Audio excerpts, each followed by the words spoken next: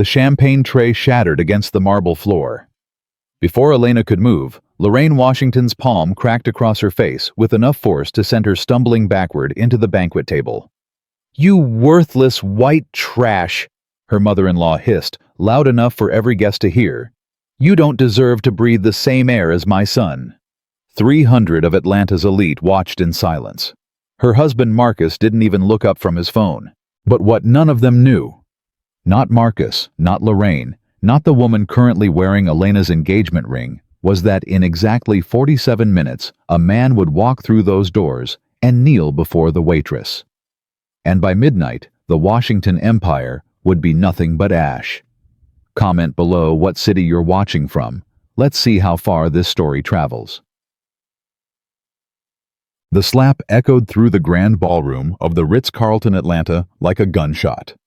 Elena Hartwell's head snapped to the side, her champagne tray clattering to the marble floor in a cascade of crystal and Dom Perignon. The sting spread across her cheekbone like wildfire, but she didn't cry out. She had learned 3 years ago that tears only made it worse. "Look at what you've done!" Lorraine Washington's voice cut through the sudden silence like a serrated knife. "Do you have any idea how much that champagne costs? More than your entire existence, you clumsy, worthless girl." 300 guests stood frozen. Senators, CEOs, old money families from Buckhead to Tuxedo Park, all of them watching the spectacle unfold like it was dinner theater. Elena dropped to her knees, her hands already reaching for the broken glass. "I'm sorry, Mrs. Washington. The tray slipped. Of course it slipped." Lorraine stepped closer, her Chanel heels clicking against the marble like a countdown. "Because you're incompetent. Because my son married incompetent white trash from some coffee shop in Seattle, and now I have to explain to my guests why my daughter-in-law is serving drinks, instead of standing beside her husband like a proper wife." "Lorraine, please." "That's Mrs. Washington to you." The older woman's eyes were cold as marble tombstones.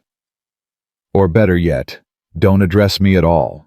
Just clean up your mess and stay invisible. That's what you're good at, isn't it? Being invisible." Elena's fingers closed around a shard of crystal. It bit into her palm, a thin line of blood welling up, but she didn't flinch. She had endured worse. So much worse. "Yes, Mrs. Washington." "Mama, that's enough." Elena's heart lifted for one desperate second at the sound of her husband's voice. Marcus Washington was walking toward them, tall and commanding. His custom Tom Ford tuxedo fitting his athletic frame like it had been sewn directly onto his body. He was beautiful. He had always been beautiful, with his warm brown skin and easy smile that had made her fall in love with him 4 years ago in that coffee shop. But the man approaching wasn't the Marcus she had married. That man had died somewhere between the wedding and the first time his mother made Elena scrub the bathroom floor on her hands and knees. "Marcus," Elena started to rise. "Please, can you help me?" "Don't make a scene, Elena." His voice was flat bored. He didn't look at her. He was checking his Patek Philippe watch. "Mama's stressed. The gala's important. If we don't close this deal with the Cole family tonight, the stock drops 20%. I'm your wife, Marcus. I'm supposed to be beside you tonight, not serving champagne in a uniform." Marcus finally looked at her. His eyes traveled over the black skirt and white button-down shirt of the catering staff, and something flickered across his face. Not shame, not guilt. Annoyance. "Elena, we talked about this. Jasmine Cole is here. Her family is investing $200 million in Washington properties. It would be awkward if you were standing next to me while I'm networking with her." Networking. Elena felt her chest tighten. "Is that what you're calling it now? Watch your tone." Lorraine stepped between them, her finger jabbing toward Elena's face. "You should be grateful we even allow you in the building. If it were up to me, you'd be back in Seattle serving lattes to homeless people." "Mama?" "No, Marcus. She needs to hear this." Lorraine's voice dropped to a venomous whisper, but it carried across the silent ballroom. "I told you 3 years ago that this marriage was a mistake. I told you she was nothing but a gold digger who saw your family's money and spread her legs, but you didn't listen. You brought this creature into our home." Elena's hands stopped shaking. Something cold settled into her chest, replacing the hurt with something harder. Something that had been building for 1095 days. "I'm not a gold digger, Mrs. Washington." "Then what are you?" Lorraine laughed, a cruel, brittle sound. "A barista, a waitress. A nobody from nowhere who somehow convinced my son to marry her. You contribute nothing to this family. Nothing. You can't even carry a tray without dropping it." "That's enough, Mama." Marcus put a hand on his mother's shoulder, but he was looking past Elena, scanning the crowd. Looking for someone. "Elena, just finish serving and stay in the back. I'll deal with you later." "Deal with me? This isn't the time." Elena stood up slowly, still holding the broken crystal in her bleeding hand. The blood dripped onto the white tablecloth, spreading like a small red flower. "Then when is the time, Marcus? When is it ever the time?" Her voice was quiet but steady. "You haven't touched me in 8 months. You haven't looked at me in longer than that. I sleep in the guest room of our own house while your mother tells everyone I have separate quarters because of my condition." "Elena." "What condition, Marcus?" "The condition of being your wife. The condition of loving you." "This is exactly what I'm talking about." Marcus's voice hardened. "You're emotional. You're embarrassing yourself." He stepped closer, his hand closing around her arm. His grip was tight enough to bruise. "Go to the kitchen. Wash your face. Don't come back out until you can behave like a rational human being." Elena looked at his hand on her arm, at the place where her blood was staining his crisp white cuff. At the man she had crossed an ocean for, who had promised her a life of love and adventure and had delivered 3 years of humiliation and silence. "Let go of me, Marcus." "Or what?" He laughed, that nervous, jerky sound he always made when he knew he was wrong but couldn't admit it. "You'll go back to your minimum wage life. You'll survive without my money. Face it, Elena. You have nothing. You are nothing without the Washington name." "Marcus." A high, bright voice cut through the tension like a champagne cork popping. "There you are. I've been looking everywhere for you." Elena watched Jasmine Cole glide across the ballroom like she owned it. And why wouldn't she? The Cole family's real estate empire stretched from Miami to New York. Jasmine herself was everything Elena wasn't allowed to be loud. Confident, dripping in diamonds, and wearing a red Versace gown cut so low it left nothing to imagination. Jasmine. Marcus's entire demeanor shifted. His grip on Elena's arm loosened as his face transformed into the charming smile that had captured Elena's heart all those years ago. "You look stunning." "I know, right?" Jasmine giggled, tossing her hair.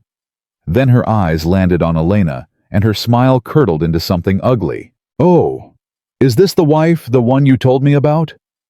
"This is Elena." Marcus's voice was flat again. "She's helping with the catering tonight." "Helping with the—" Jasmine's laugh was like breaking glass. "Oh my God, Marcus, you weren't joking. She really does look like the help." She looked Elena up and down with grotesque amusement. "I mean, I've seen your photos, but honey, you look so much more plain in person. How tragic." Elena said nothing. She just stood there, blood dripping from her hand, watching the woman who had been sleeping with her husband for the past 6 months make jokes at her expense. "Jasmine, don't be cruel," Marcus said, but he was smiling. "Elena's doing her best. She just needs to know her place." "Oh, I'm sure she does." Jasmine stepped closer to Elena, close enough that her perfume, Chanel No. 5. Elena noticed the same perfume that lingered on Marcus's shirts when he came home at 3 a.m. was overwhelming. "Tell me, sweetie, does it hurt, watching your husband move on to a real woman, someone who actually belongs in his world?" "Jasmine?" Marcus started. "No, really, I want to know." Jasmine's smile was razor sharp. What's it like being so forgettable that your own husband doesn't remember you exist? Elena met Jasmine's eyes, held them, let the silence stretch until it became uncomfortable. I'll let you know, Elena said quietly, when I find out. Jasmine blinked, her smile faltering for just a second. Then she recovered, linking her arm through Marcus's. Whatever. Come on, baby. Your mama wants us to meet the senator from Alabama. Apparently he's interested in our development project. Marcus let himself be led away without a backward glance. Elena watched them go, watched her husband's hand drop to Jasmine's waist, watched Lorraine Washington beam at the couple like they were the answer to all her prayers. Mrs. Washington. Elena turned. One of the catering managers was standing behind her, looking uncomfortable. Yes. The presidential suite room 847 needs fresh champagne. Mrs. Washington Sr. requested you deliver it personally. Of course she did, because the humiliation in the ballroom wasn't enough. Lorraine wanted Elena to serve her directly, wanted to remind her one more time exactly where she stood in this family. I'll be right there, Elena said. She walked to the service station, loaded a new tray with fresh glasses of Dom Perignon, and headed toward the elevator. Her hand was still bleeding, leaving small red drops on the silver tray, but she didn't stop to bandage it. The service elevator was empty and quiet, a stark contrast to the chaos of the ballroom. Elena leaned against the wall and closed her eyes. 3 years. 3 years of this. Of being called worthless and clumsy and white trash. Of sleeping alone in a cold bed while her husband found warmth elsewhere. Of smiling and nodding and pretending that someday, somehow, Marcus would remember why he married her. He never did. She had come to America with nothing but hope and a tourist visa and a dream of finding someone who loved her for who she was, not for what she represented. Her father's dying wish had been clear. Find someone who loves Genevieve, the person, not Genevieve the princess. Find someone pure. She had found Marcus, and Marcus had found her money. He didn't know, of course. None of them knew. That was the point of the experiment. Go into the world anonymously. Find true love. Her father's last test for his only daughter. She had failed. But the experiment was over now. The elevator dinged. Elena stepped out onto the floor of the presidential suite and walked to room 847. She balanced the tray on one hand and knocked. Enter. The suite was enormous, all cream walls and gold accents and floor-to-ceiling windows overlooking Atlanta's glittering skyline. Lorraine was sitting on a velvet chaise phone pressed to her ear, barking orders at someone. Marcus was by the window adjusting his bow tie in the reflection. And Jasmine was draped across the sofa, sipping champagne and scrolling through her phone. Put it there. Lorraine didn't even look at Elena, just waved vaguely at the coffee table. And don't touch anything with your filthy hands. Elena set down the tray. Jasmine looked up, that cruel smile spreading across her face again.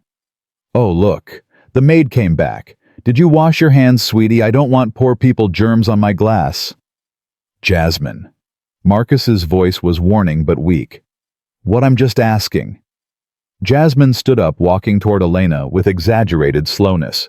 You know, I've been thinking. You're actually quite pretty, in a sad way, like a stray cat that nobody wants.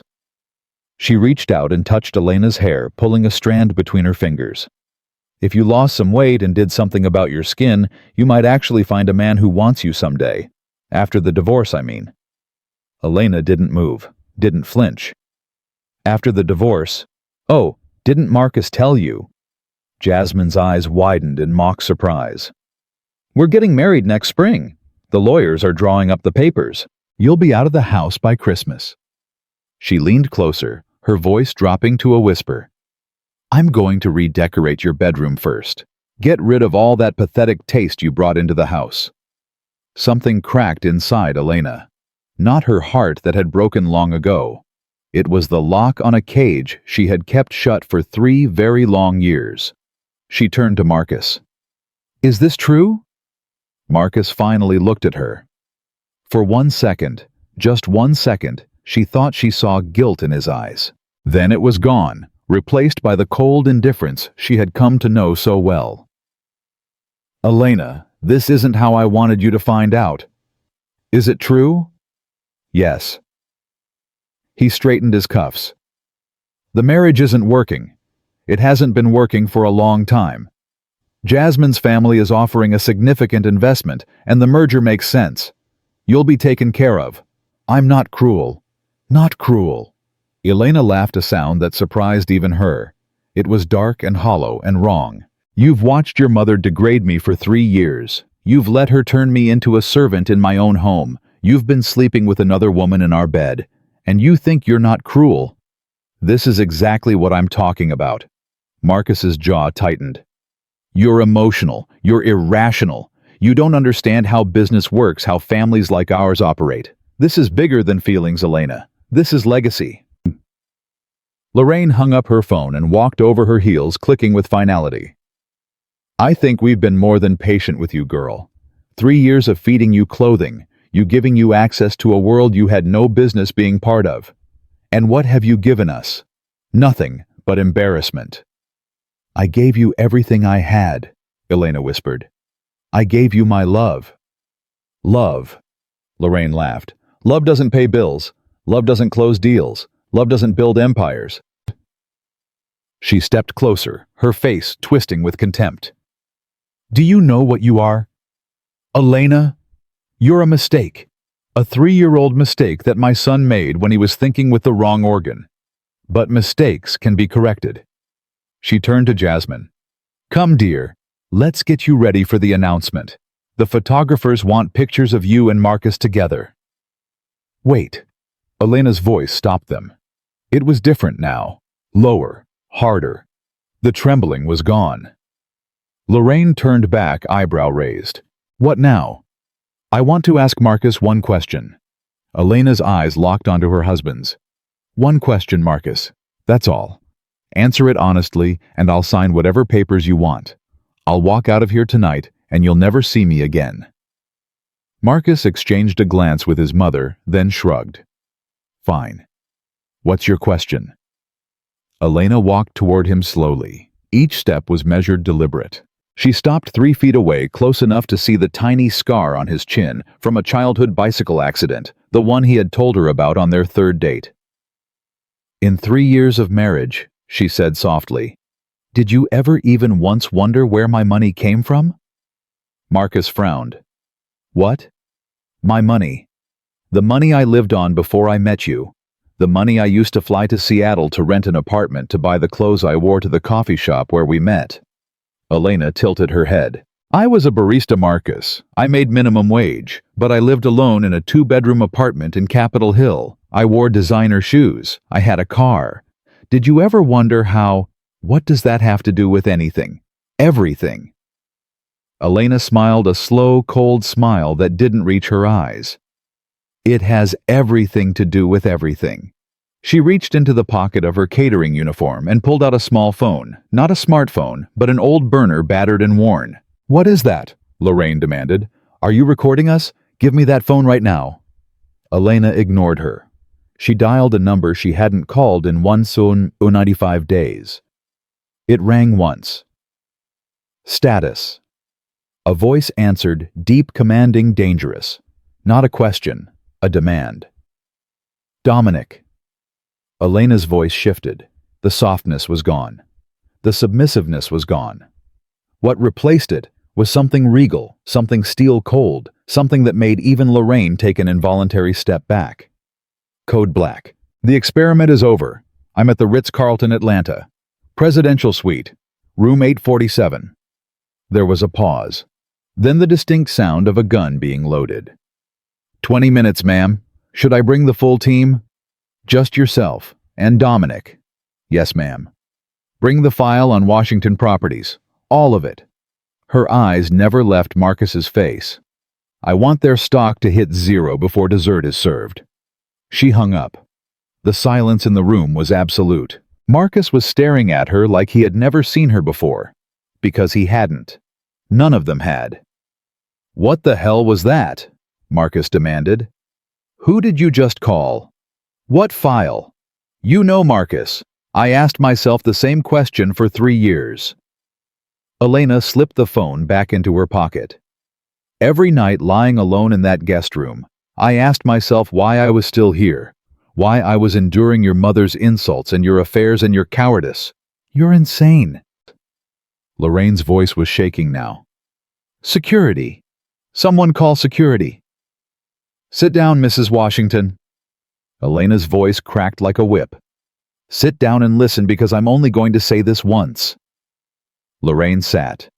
She didn't know why, some instinct, some primal recognition of authority. But she sat. Elena walked to the window and looked out at the Atlanta skyline. When she spoke again, her voice was calm, almost gentle. 3 years ago my father died. He was a good man, a great man, and his last wish was that I find love. Not the kind of love that comes with contracts and mergers and family obligations. Real love. Pure love. She turned back to face them. So I gave up everything. My name, my identity, my fortune. I became Elena Hartwell barista, and I flew to America to find someone who would love me for who I am. What are you talking about? Marcus's voice was hoarse. What fortune? You worked at a coffee shop. I worked at a coffee shop because I chose to. Elena smiled again, that cold, terrifying smile. But before that, before I became Elena Hartwell, I was Genevieve Elena Hartwell III, sole heir to the Hartwell Global Banking Consortium, net worth approximately $4.2 billion. The number hung in the air like a guillotine blade. That's impossible, Jasmine whispered. Hartwell Global that's one of the biggest private equity firms in the world. Yes. Elena's eyes were ice. And for the last 3 years, that firm has been the silent partner keeping Washington Properties from total bankruptcy. Marcus's face went gray. What? Did you really think your father's company survived the 2021 market crash on its own? Did you really think those last-minute loans from unnamed European investors were just luck? Elena laughed softly. I paid your debts, Marcus. I covered your losses. I kept your family out of prison for securities fraud. I did it because I loved you. Her voice hardened. I wanted to see if you could love me back. This is insane. Lorraine stood up, her face a mask of denial. You're lying. This is some kind of trick. Call your accountant, Elena said calmly. Call your lawyers. Call whoever you need to call. They'll all tell you the same thing. Washington Properties has been operating on borrowed time and borrowed money for 3 years. My money. She checked her watch. But in about 18 minutes that money is going to disappear. And so is everything you've ever built. Marcus lunged toward her, grabbing her shoulders. You can't do this. You can't, Elena, please. I'll do anything. We can work this out. The divorce, I'll call it off. I'll send Jasmine away. We can start over. Elena looked at his hands on her shoulders, looked at his desperate, terrified face, looked at the man she had loved with every piece of her broken heart. Let go of me, Marcus. Please, just listen to me. Let go. Her voice dropped to a whisper. Or in 20 minutes, when that door opens, you will lose the hands. Marcus released her like she was made of fire. Elena straightened her catering uniform, smoothing out the wrinkles where he had grabbed her. She walked to the door, pausing with her hand on the handle. You had a diamond, Marcus, she said without turning around. You held it in your hands every single day for 3 years, but you treated it like broken glass. Now you have nothing but the cuts. She opened the door. Where are you going? Lorraine screamed. Get back here! I'm not finished with you! Elena turned, her silhouette framed in the doorway. But I'm finished with you, Mrs. Washington. Her voice was soft, almost sad. I'll see you in the ballroom. I have an announcement to make. The door closed behind her. She didn't go to the ballroom. She didn't go to the kitchen. She walked to the service elevator and pressed the button for the penthouse, the floor above the Washingtons, the floor that had been bought out entirely by a shell company called Aegis International Security. The doors opened, and there he stood.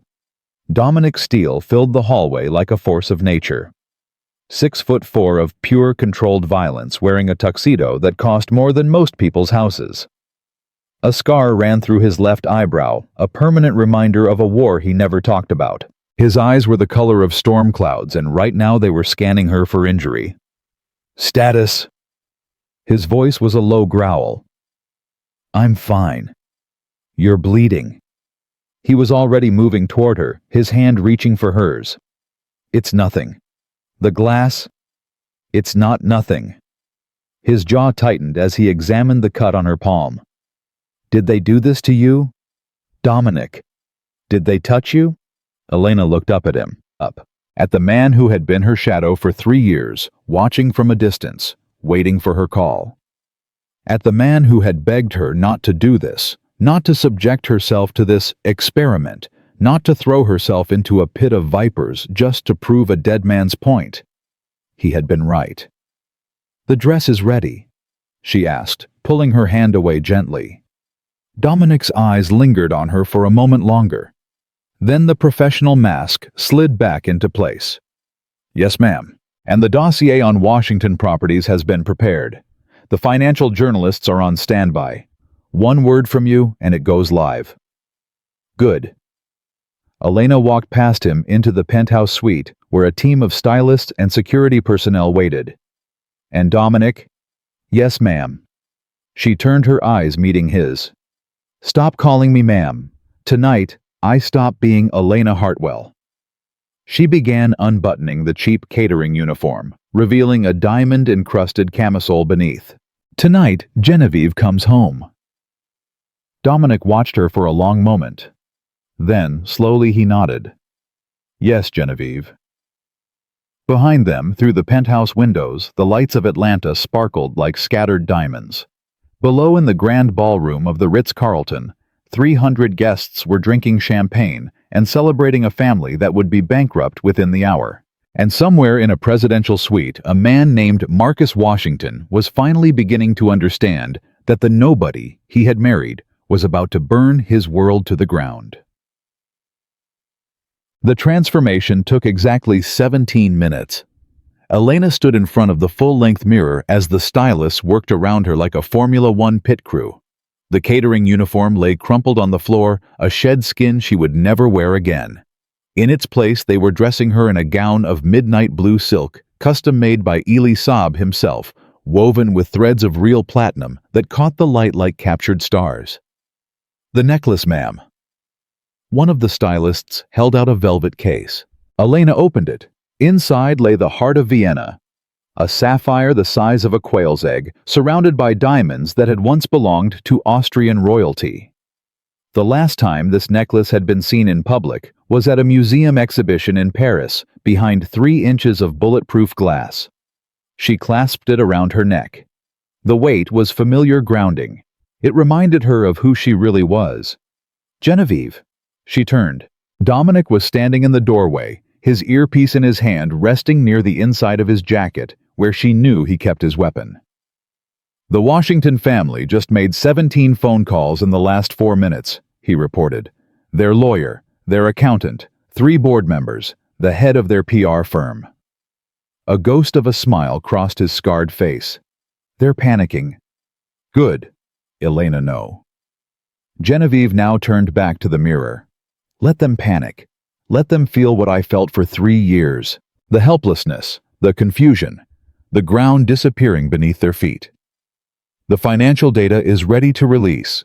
Say the word, and every major news outlet in the country will have proof of the Washington securities fraud by the time you reach the ballroom." Genevieve was quiet for a moment. Her reflection stared back at her, a stranger in royal clothes wearing the face of a woman who had scrubbed floors and endured slaps and swallowed her pride until it poisoned her from the inside. "Dominic." "Yes."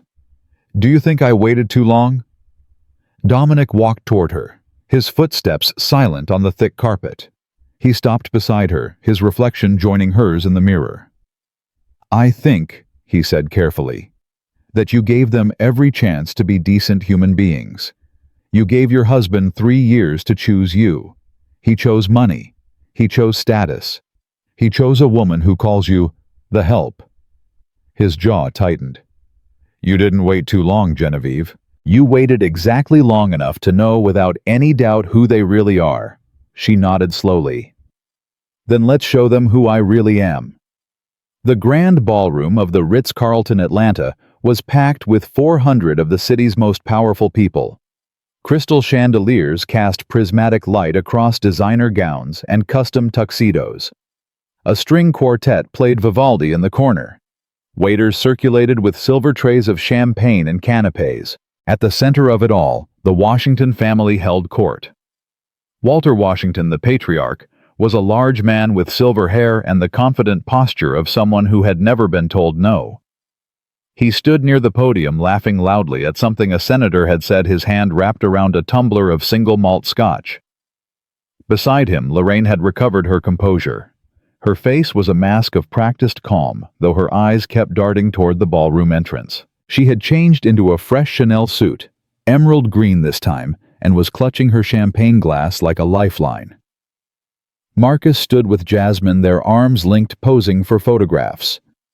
But even from across the room, anyone could see the tension in his shoulders, the tightness around his eyes. He kept checking his phone, waiting for news that would never come. Ladies and gentlemen, Walter's voice boomed across the ballroom as he stepped up to the podium. Thank you all for joining us tonight to celebrate 50 years of Washington Properties. Applause rippled through the crowd. When my father started this company in 1975, he had nothing but a dream and $100 in his pocket. Today, Washington Properties is worth over $500 million, with developments across the Southeast and partnerships that span the globe. More applause. Lorraine beamed. Marcus managed a stiff smile. And tonight, Walter continued, I am thrilled to announce a new chapter in our company's history. A merger that will combine the strength of Washington Properties with the vision of the Cole Family Trust, creating a real estate empire that will reshape the American South for generations to come. The applause was thunderous now. Jasmine stepped forward, waving like a beauty queen. Marcus raised his glass in a toast. To the future, Walter proclaimed. To family, to legacy, to... The lights went out. Not gradually, not with warning, just sudden, complete darkness. The string quartet stopped mid-note. Confused murmurs rippled through the crowd. Then a single spotlight blazed to life, aimed at the grand staircase at the far end of the ballroom. A man appeared at the top of the stairs. He was enormous, 6'4", of pure muscle, wrapped in a tuxedo that probably cost more than most of the cars in the parking lot. His face was hard, angular, marked by a scar that ran through his left eyebrow. His eyes swept the room with the cold efficiency of a predator assessing prey. Dominic Steele didn't walk down the stairs. He descended like a force of nature, each step deliberate, each movement radiating controlled violence. The crowd parted before him instinctively, people stepping back without knowing why. He reached the bottom of the stairs and stopped. His voice, when he spoke, carried to every corner of the silent ballroom. Ladies and gentlemen, honored guests. His accent was unplaceable European, perhaps, but sharpened by years of service in places most people couldn't find on a map. Please welcome the guest of honor for this evening. Representing the Hartwell Global Banking Consortium, Miss Genevieve Elena Hartwell III. The double doors at the top of the staircase swung open, and she stepped out. The gasp that went through the crowd was audible. 400 people inhaling simultaneously, their champagne glasses frozen halfway to their lips. Genevieve descended the staircase like she had been born to it because she had. The midnight blue gown flowed behind her like liquid shadow. The heart of Vienna blazed at her throat, catching the spotlight and throwing rainbows across the walls. Her hair was no longer pulled back in a severe bun. It cascaded down her back in waves of golden silk.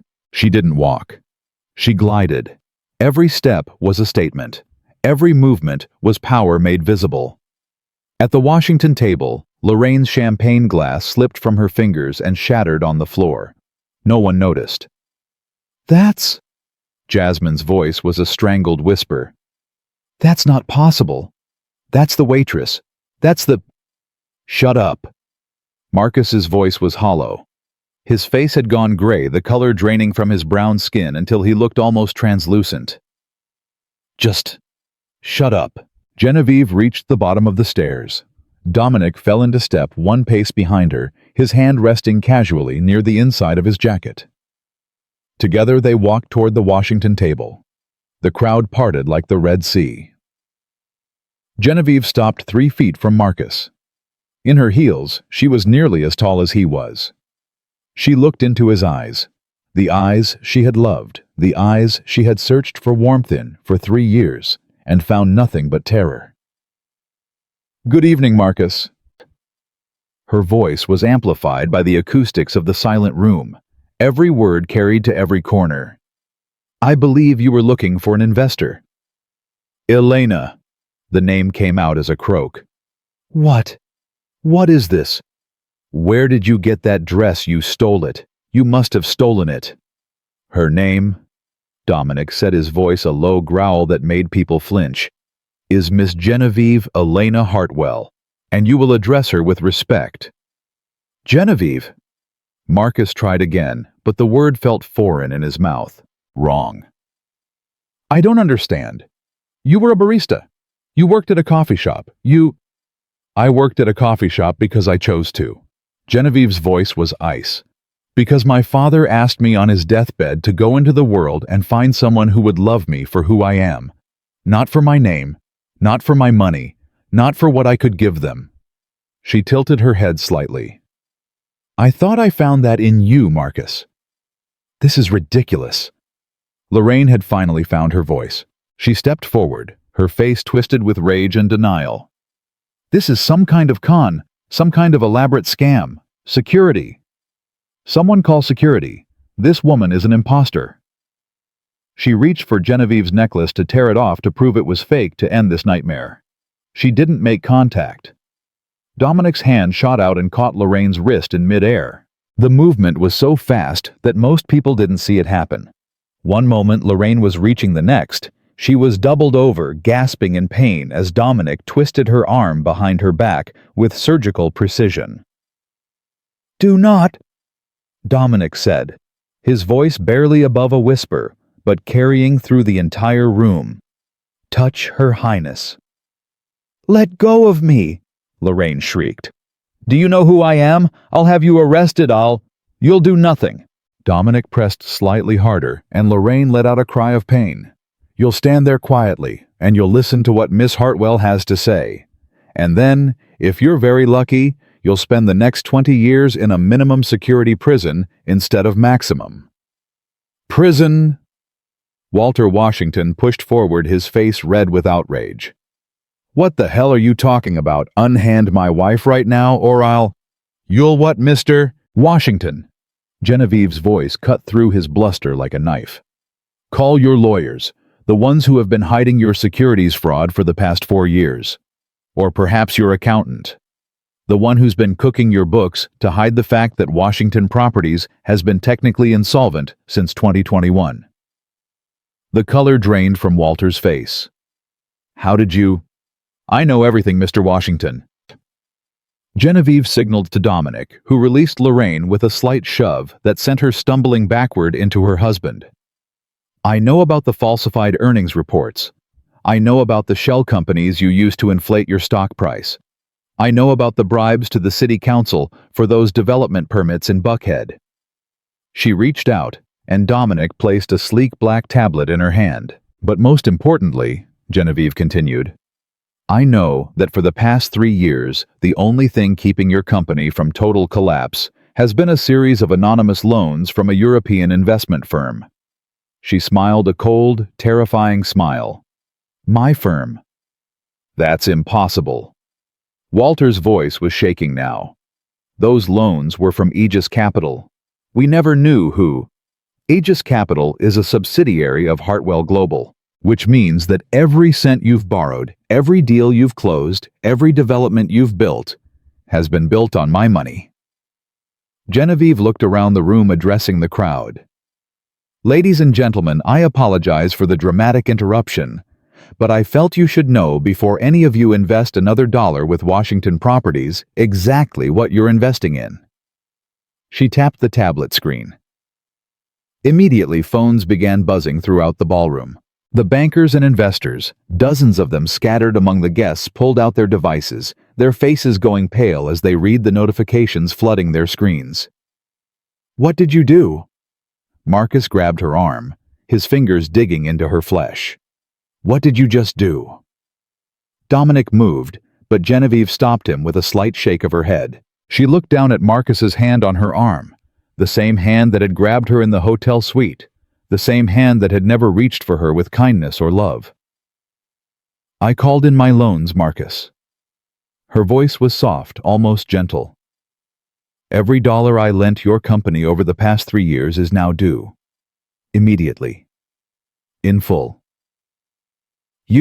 We don't have that kind of liquidity. No one does. You'll destroy us." "Yes." Genevieve removed his hand from her arm finger by finger. "I will." My God. Someone in the crowd was reading from their phone, voice trembling. "Washington Properties stock just dropped 60%. 70. 80. It's in free fall." "No." Walter clutched his chest, his face going from red to gray. "No, no, no. This can't be happening.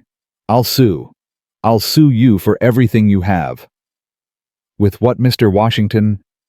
Genevieve's voice was cold. "With the lawyers you can no longer afford, with the assets that are being frozen as we speak." She stepped closer to him. "You called me white trash.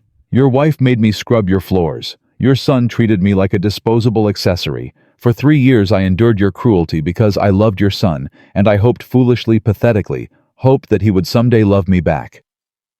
She turned to Marcus, who was staring at her like he had never seen her before. "But you didn't love me, did you, Marcus? You loved what I could give you. The cooking, the cleaning, the silent acceptance of your affairs. The convenient wife who never complained, never demanded, never expected anything from you except the smallest crumb of affection." "Elena Genevieve, please." Marcus's voice cracked. Tears were forming in his eyes. "I didn't know. If I had known who you were..." "That's exactly the point." Genevieve's voice hardened. "If you had known who I was, you would have treated me like a princess, but because you thought I was nobody, you treated me like garbage." She leaned closer, her voice dropping to a whisper that somehow carried through the entire room. "That's who you really are, Marcus. Not the charming man I met in the coffee shop, not the misunderstood heir looking for true love. You're just a weak, greedy little boy who only values people for what they can give you. Please." Marcus fell to his knees, actually fell right there on the ballroom floor in front of 400 witnesses. "Please don't do this. I'll change. I'll be different. We can start over. I'll send Jasmine away. You'll love me." Genevieve shook her head slowly. "You had 3 years to love me, Marcus. 3 years to stand up to your mother. 3 years to choose me over your affairs and your money and your pathetic need for approval. And every single day you chose everything else."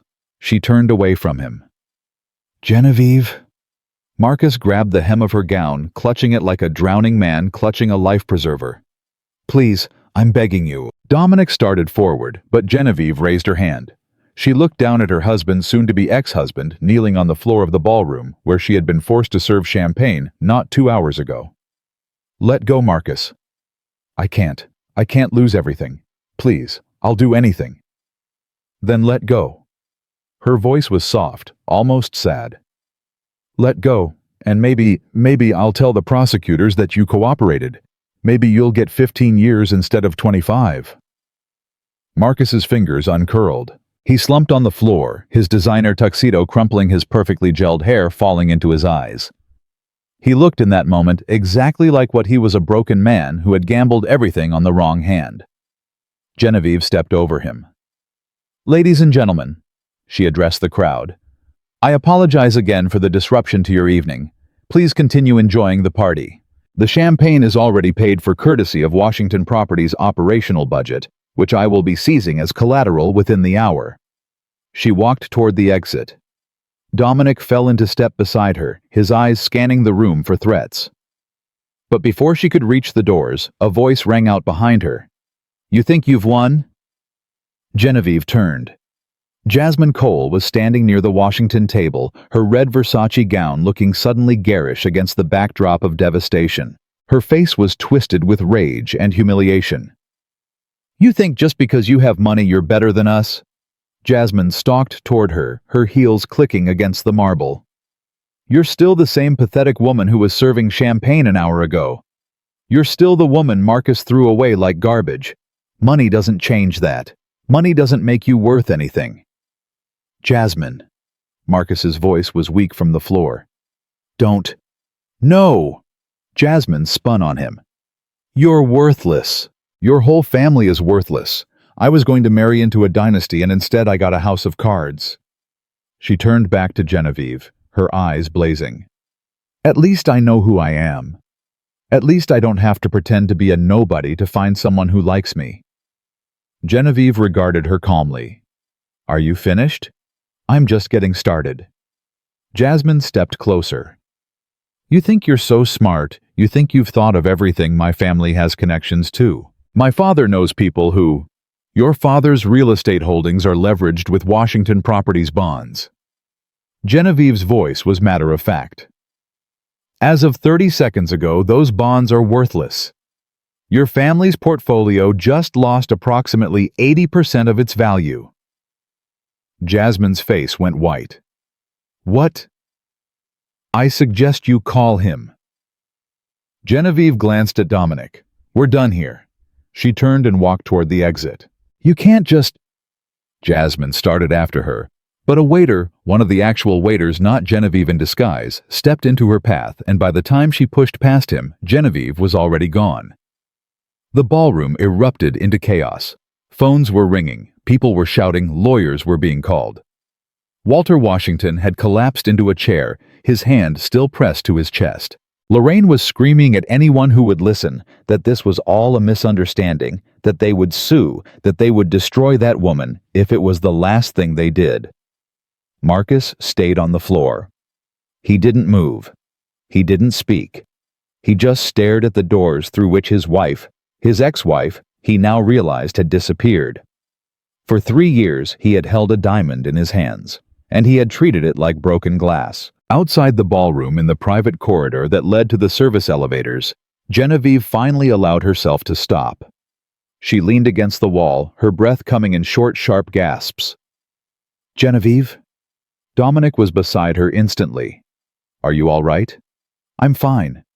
But her voice was shaking. "I'm fine. I just need a moment." "You did well. Better than well. You were magnificent." She laughed a broken sound that was half sob, half genuine amusement. "I destroyed a family tonight, Dominic. I took everything they had." "They destroyed themselves." Dominic's voice was firm. "You simply stopped protecting them from the consequences of their own actions." "Did I?" She looked up at him, her eyes bright with unshed tears. "Or did I just prove that I'm exactly what Lorraine always said I was: vindictive, cruel, willing to burn everything down just to prove a point?" Dominic was quiet for a moment. Then he reached out and gently wiped a tear from her cheek. "You know what I saw tonight," he said softly. "I saw a woman who spent 3 years being abused, humiliated, and degraded. A woman who could have destroyed her tormentors at any moment, but chose not to, because she was still hoping, still believing that love could conquer cruelty." He shook his head slowly.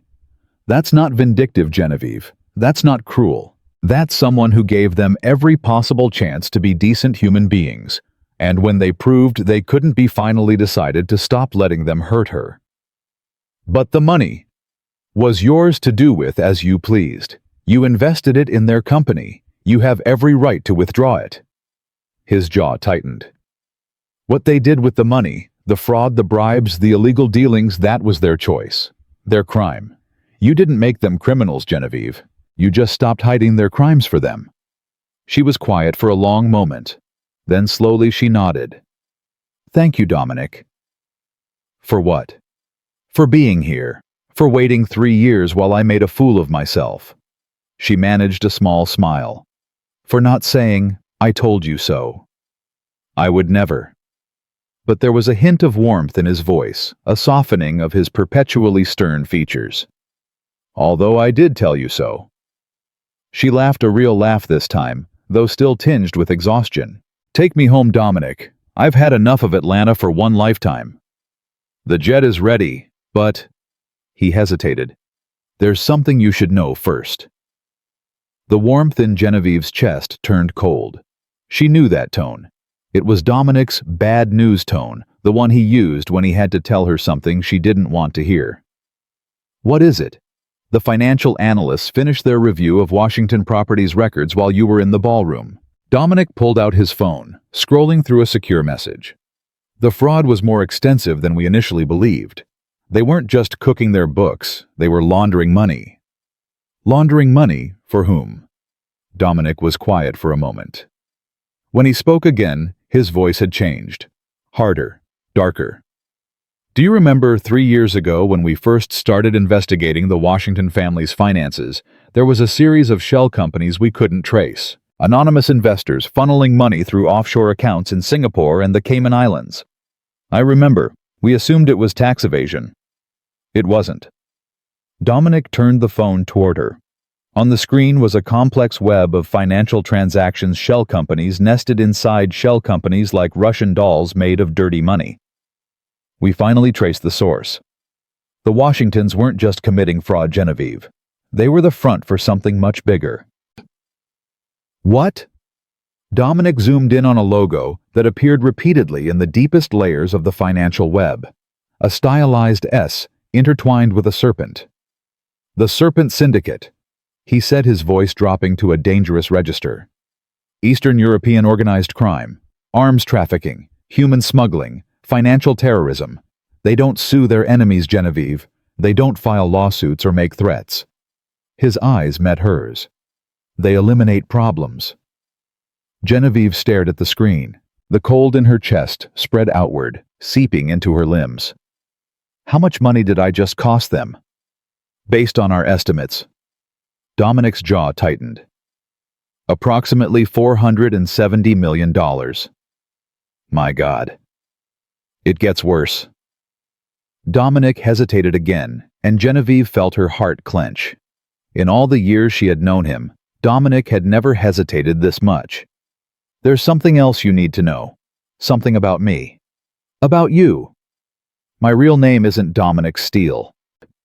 He looked away, unable to meet her eyes. It's Dominic Sokolov. My father is Viktor Sokolov. He's the head of the Serpent Syndicate. The words hung in the air between them. Genevieve felt the world tilt slightly, like the floor had suddenly shifted beneath her feet. What? I left when I was 18. I changed my name, joined the French Foreign Legion, built a new life. Your father hired me because he knew. He knew that the only person who could protect you from the wolves of this world was someone who had been raised by them. You've been lying to me for 3 years. I've been protecting you for 3 years. Dominic finally looked at her, and she saw something in his eyes she had never seen before. Pain, guilt, fear. My father is a monster, Genevieve. He trained me to be a monster too. I ran away because I couldn't become what he wanted me to be. His voice dropped. But he never stopped looking for me, and now he knows where you are. He saw the footage from the ballroom. It's already viral. A dozen news outlets are running the story of the billionaire heiress who destroyed her in-laws. Dominic's hand clenched at his side. He knows his son is protecting the woman who just cost him $500 million. Genevieve was quiet for a long moment. She thought about the ballroom, about Marcus on his knees, about Lorraine screaming and Walter's ashen face and Jasmine's impotent rage. She had wanted justice. She had wanted closure. She had wanted to finally, after 3 years, stop being invisible. She had gotten all of that, but in doing so, she had painted a target on her back that she hadn't even known existed. What do we do? She asked. Dominic looked at her. His eyes were hard again, the vulnerability of a moment ago, locked away behind years of training and discipline. We get you somewhere safe. The Hartwell estate in Vienna has the best security in Europe. We can No. Dominic blinked. No. I'm not running, Dominic. Genevieve straightened, squaring her shoulders. I spent 3 years hiding who I was. 3 years pretending to be someone small and weak and invisible. I'm done hiding. This isn't like the Washingtons. These people don't make legal threats or social embarrassments. They kill Genevieve. They torture. Then we fight back. Dominic stared at her. You want to go to war with an international crime syndicate? They came for my money. They used my husband's family as a front for their operations. They made me complicit in their crimes without my knowledge. Genevieve's voice hardened. And when they find out what happened tonight, they're going to come for me anyway. Whether I run or whether I fight, they're coming. Genevieve. You know their operations, Dominic. You know their weaknesses. You know where their money is and how they move it. She stepped closer to him. Help me. Help me take them down. If I do this, if we do this, there's no going back. My father will use everything he has to destroy us. He'll come after you, after your company, after everyone you love. Dominic's voice was raw. I can't guarantee I can protect you from that. Then don't guarantee it. Genevieve reached out and took his hand. It was warm, despite the cold corridor calloused from years of weapons training and combat. Just promise me you'll try. Dominic looked down at her hand in his. At the blood that had dried on her palm from the broken glass, the wound she had never bothered to bandage. At the diamond ring on her finger, Marcus's ring, the one that had meant nothing from the start. I promise, he said quietly. Until my last breath. Genevieve nodded. She slipped the engagement ring off her finger and let it fall to the floor. It clinked against the marble, a tiny sound that echoed in the empty corridor. Then let's go to Vienna, she said. We have a war to plan. They walked toward the service elevator, leaving the ring where it lay. Behind them, the muffled sounds of chaos still filtered through the ballroom doors, lawyers threatening, phones ringing, an empire crumbling in real time. But Genevieve didn't look back. She had spent 3 years looking back. 3 years, hoping that if she was patient enough, good enough, invisible enough, the people she loved would finally see her. They never did. But now she realized that didn't matter anymore. She didn't need them to see her. She didn't need Marcus's love or Lorraine's approval, or any of the things she had spent 3 years desperately craving. She had something better now. She had herself, and she had a man willing to go to war beside her. The elevator doors opened. Genevieve stepped inside Dominic at her shoulder. As the doors began to close, she caught one last glimpse of the corridor, the fallen engagement ring glinting on the marble floor, the distant sounds of the Washington family's destruction echoing through the walls. Then the doors closed, and Elena Hartwell disappeared forever. In her place stood Genevieve Elena Hartwell, the third billionaire heiress, and now the woman who had just declared war on one of the most dangerous criminal organizations in the world. The elevator began to rise. Outside, the first police cars were arriving at the Ritz-Carlton, their lights painting the night in red and blue. News vans were pulling up, reporters scrambling to cover the story of the century. Social media was exploding with videos from the ballroom. The mysterious woman in the sapphire necklace, the man who had brought Lorraine Washington to her knees, the heir who had lost everything in a single night. But none of them knew the real story. None of them knew that the true war hadn't even begun. 15,000 miles away, in a castle perched on a cliff in the Carpathian Mountains, a man named Viktor Sokolov watched the footage from Atlanta on a screen the size of a wall. His face was impassive, carved from the same stone as the fortress around him, but his eyes, gray like his son's, burned with cold fury. "Find them," he said to the men standing behind him. "Find them both, and bring me the woman alive." He paused, his hand tightening around the glass of vodka he held. "As for my son," Viktor Sokolov smiled a smile that had made generals and presidents tremble. "Bring me his head." The hunt had begun. The Hartwell estate sat on a cliff overlooking the Austrian Alps, a fortress of white stone and centuries of history. It had survived 2 world wars, a dozen attempted break-ins, and 3 generations of Hartwells who valued their privacy above almost everything else. But it had never faced anything like this. Genevieve stood at the window of her father's study, her study now watching the sun rise over the mountains. She hadn't slept in 36 hours. The flight from Atlanta had been tense, every turbulence bump making Dominic's hand move toward his weapon. They had landed in Vienna at 3 a.m. local time, and by 4 a.m., the estate's security systems had detected the first probe. Someone was testing their defenses. The perimeter sensors picked up movement in the eastern woods at Yo 347. Dominic's voice came from behind her. He was studying a bank of security monitors, his face illuminated by the blue glow of the screens. 2 men, professional-grade equipment. They retreated when the motion lights activated. Scouts. Reconnaissance. They're mapping our defenses looking for weak points. He straightened, running a hand through his dark hair. My father always sends scouts first. He'll know the layout of this estate within 48 hours. Genevieve turned from the window. Then we have 48 hours to prepare. Prepare for what exactly? Dominic's voice was tight. The Serpent Syndicate has over 2,000 soldiers across Eastern Europe. My father has connections with governments, with intelligence agencies, with people who make problems disappear. We have a security team of 34. We have more than that. Dominic raised an eyebrow. Such as information. Genevieve walked to her father's desk, a massive oak piece that had belonged to her great-grandfather, and opened a drawer. Inside was a leather-bound folder, thick with documents. Before my father died, he gave me this. He said it was insurance in case I ever needed leverage against powerful enemies. What is it? Genevieve placed the folder on the desk. Everything.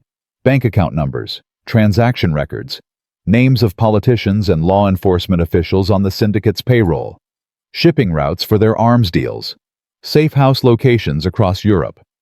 She looked up at Dominic. My father spent 20 years gathering this information.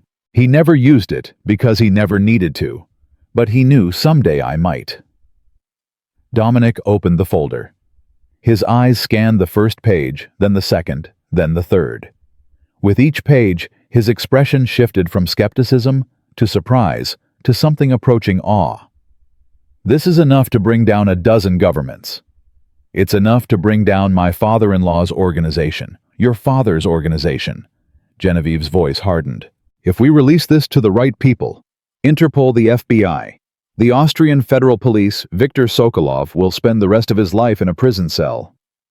If we live long enough to release it. Dominic closed the folder. The moment my father realizes we have this, he'll stop sending scouts. He'll send an army. Then we need to move first. Genevieve walked to the window again, her reflection ghosting over the glass. You said you know his operations, his weaknesses. Tell me. Dominic was quiet for a long moment. When he spoke, his voice was different, older, heavier, weighted with memories he had spent years trying to bury. My father's power comes from 3 things: money, fear, and loyalty. Take away any one of them, and the others collapse. Which is the weakest? Money. Dominic joined her at the window, standing close enough that she could feel the warmth radiating from his body. The syndicate's soldiers aren't loyal to my father. They're loyal to his payroll. If the money stops flowing, they'll abandon him within a week. Then we target the money. It's not that simple. The syndicate's finances are spread across hundreds of accounts in dozens of countries. Legitimate businesses mixed with shell companies mixed with cryptocurrency. Even with your father's files, it would take months to unravel it all. We don't have months. I know. Dominic turned to face her. In the pale morning light, his scar stood out starkly against his skin, a permanent reminder of the violence he had escaped. There's another way, faster but more dangerous. Tell me. Tomorrow night my father is hosting a summit at his castle in the Carpathian Mountains. Every major player in the syndicate will be there. Arms dealers, money launderers, corrupt officials. It's an annual event, a chance for him to remind everyone who holds the power. And during that summit, all of the syndicate's financial records are consolidated in one place. A secure server in the castle's basement, accessible only during the meeting. Dominic's jaw tightened. If we could get to that server, we could freeze every account the syndicate has. Simultaneously, globally, in less than 10 seconds. Genevieve felt her heart rate accelerate. You're talking about infiltrating your father's castle during a summit of his most dangerous criminals in Europe. Yes. With 34 security personnel against 2,000 soldiers. 35. Dominic's eyes met hers. I'll be going with you. You? Genevieve shook her head. Dominic, if your father captures you, he won't capture me. There was something cold in Dominic's voice now, something that reminded her that beneath the professional bodyguard was a man who had been trained from childhood to be a killer. If we're going to end this, it has to be there. It has to be tomorrow night. Any other approach gives him time to hunt us down, to hurt the people around us, to turn our lives into a living hell. And if we fail, then we die. Dominic's voice was flat, matter-of-fact. But at least we die fighting, instead of hiding in a fortress, waiting for the wolves to find a way in. Genevieve was quiet. She thought about Marcus kneeling on the ballroom floor begging her for mercy. She thought about Lorraine screaming that she was white trash and nobody a mistake. She thought about 3 years of humiliation and silence, and hoping that someday, somehow things would get better. They never got better on their own. You had to make them better. You had to fight. Okay, she said finally. Tell me the plan. Dominic nodded slowly.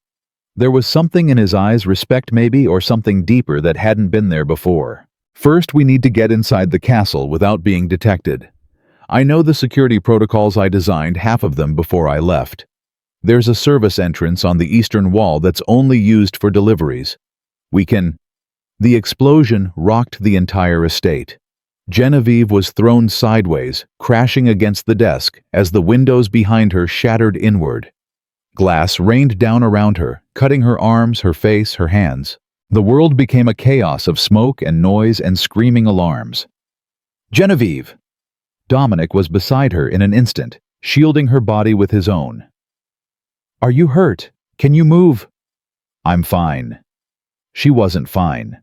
Her ears were ringing, and blood was dripping from a cut on her forehead.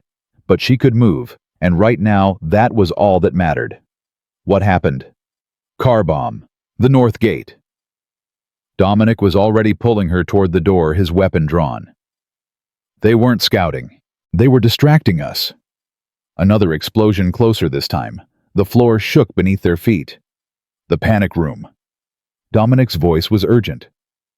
Underground sealed independent air supply. You'll be safe there until... No. Genevieve pulled her arm from his grip. I'm not hiding in a hole while my people are being attacked. This isn't a negotiation, Genevieve. My father's men are breaching the perimeter right now. If they find you, then I'll fight them. She grabbed a handgun from the weapons cabinet her father had kept hidden in the study's wall paneling. It was a Glock 19, the same model Dominic had trained her to use during those late-night sessions she had pretended were just for exercise. I'm done being the woman who hides Dominic. I'm done being the victim. Dominic stared at her for a long moment. The alarms were screaming. The smell of smoke was filling the corridor, and somewhere outside, gunfire had begun to crack through the morning air. Stay behind me, he said finally. And if I tell you to run, you run. No arguments. No arguments. They moved through the corridor together, Dominic leading with his weapon raised.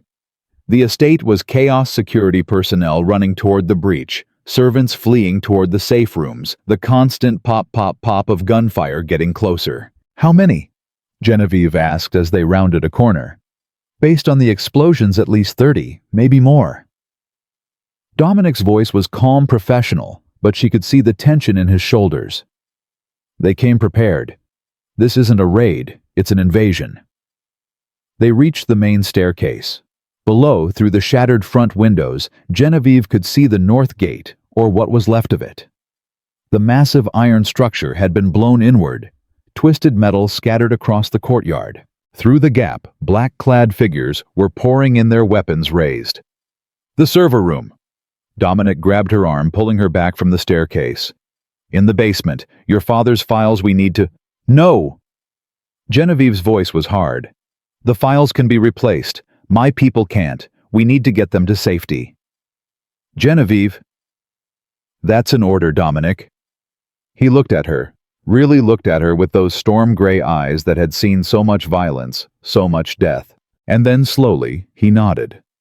The servants' quarters. East Wing. It's the most defensible position. They moved through the estate like ghosts avoiding the main corridors where the fighting was heaviest. Twice they encountered syndicate soldiers, and twice Dominic dispatched them with brutal efficiency, 2 shots center mass, before they could even raise their weapons. Genevieve tried not to look at the bodies. They reached the servants' quarters to find a dozen staff members huddled in the common room, their faces pale with terror. The head housekeeper, a woman named Marta who had worked for the Hartwell family for 30 years, rushed toward them. Miss Genevieve! Thank God! We heard the explosions and then the gunfire and— It's okay, Marta. Genevieve's voice was steady, even though her hands were shaking. We're going to get you out of here. All of you. There's a tunnel beneath the wine cellar that leads to the village. Do you remember? Yes, miss. Your father showed me years ago. Good. Take everyone and go. Don't stop until you reach the village, and then call this number.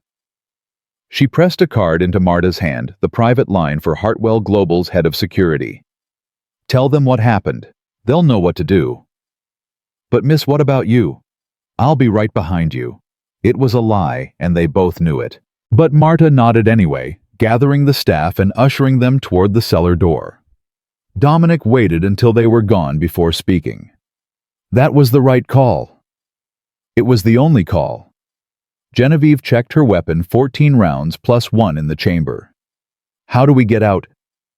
We don't.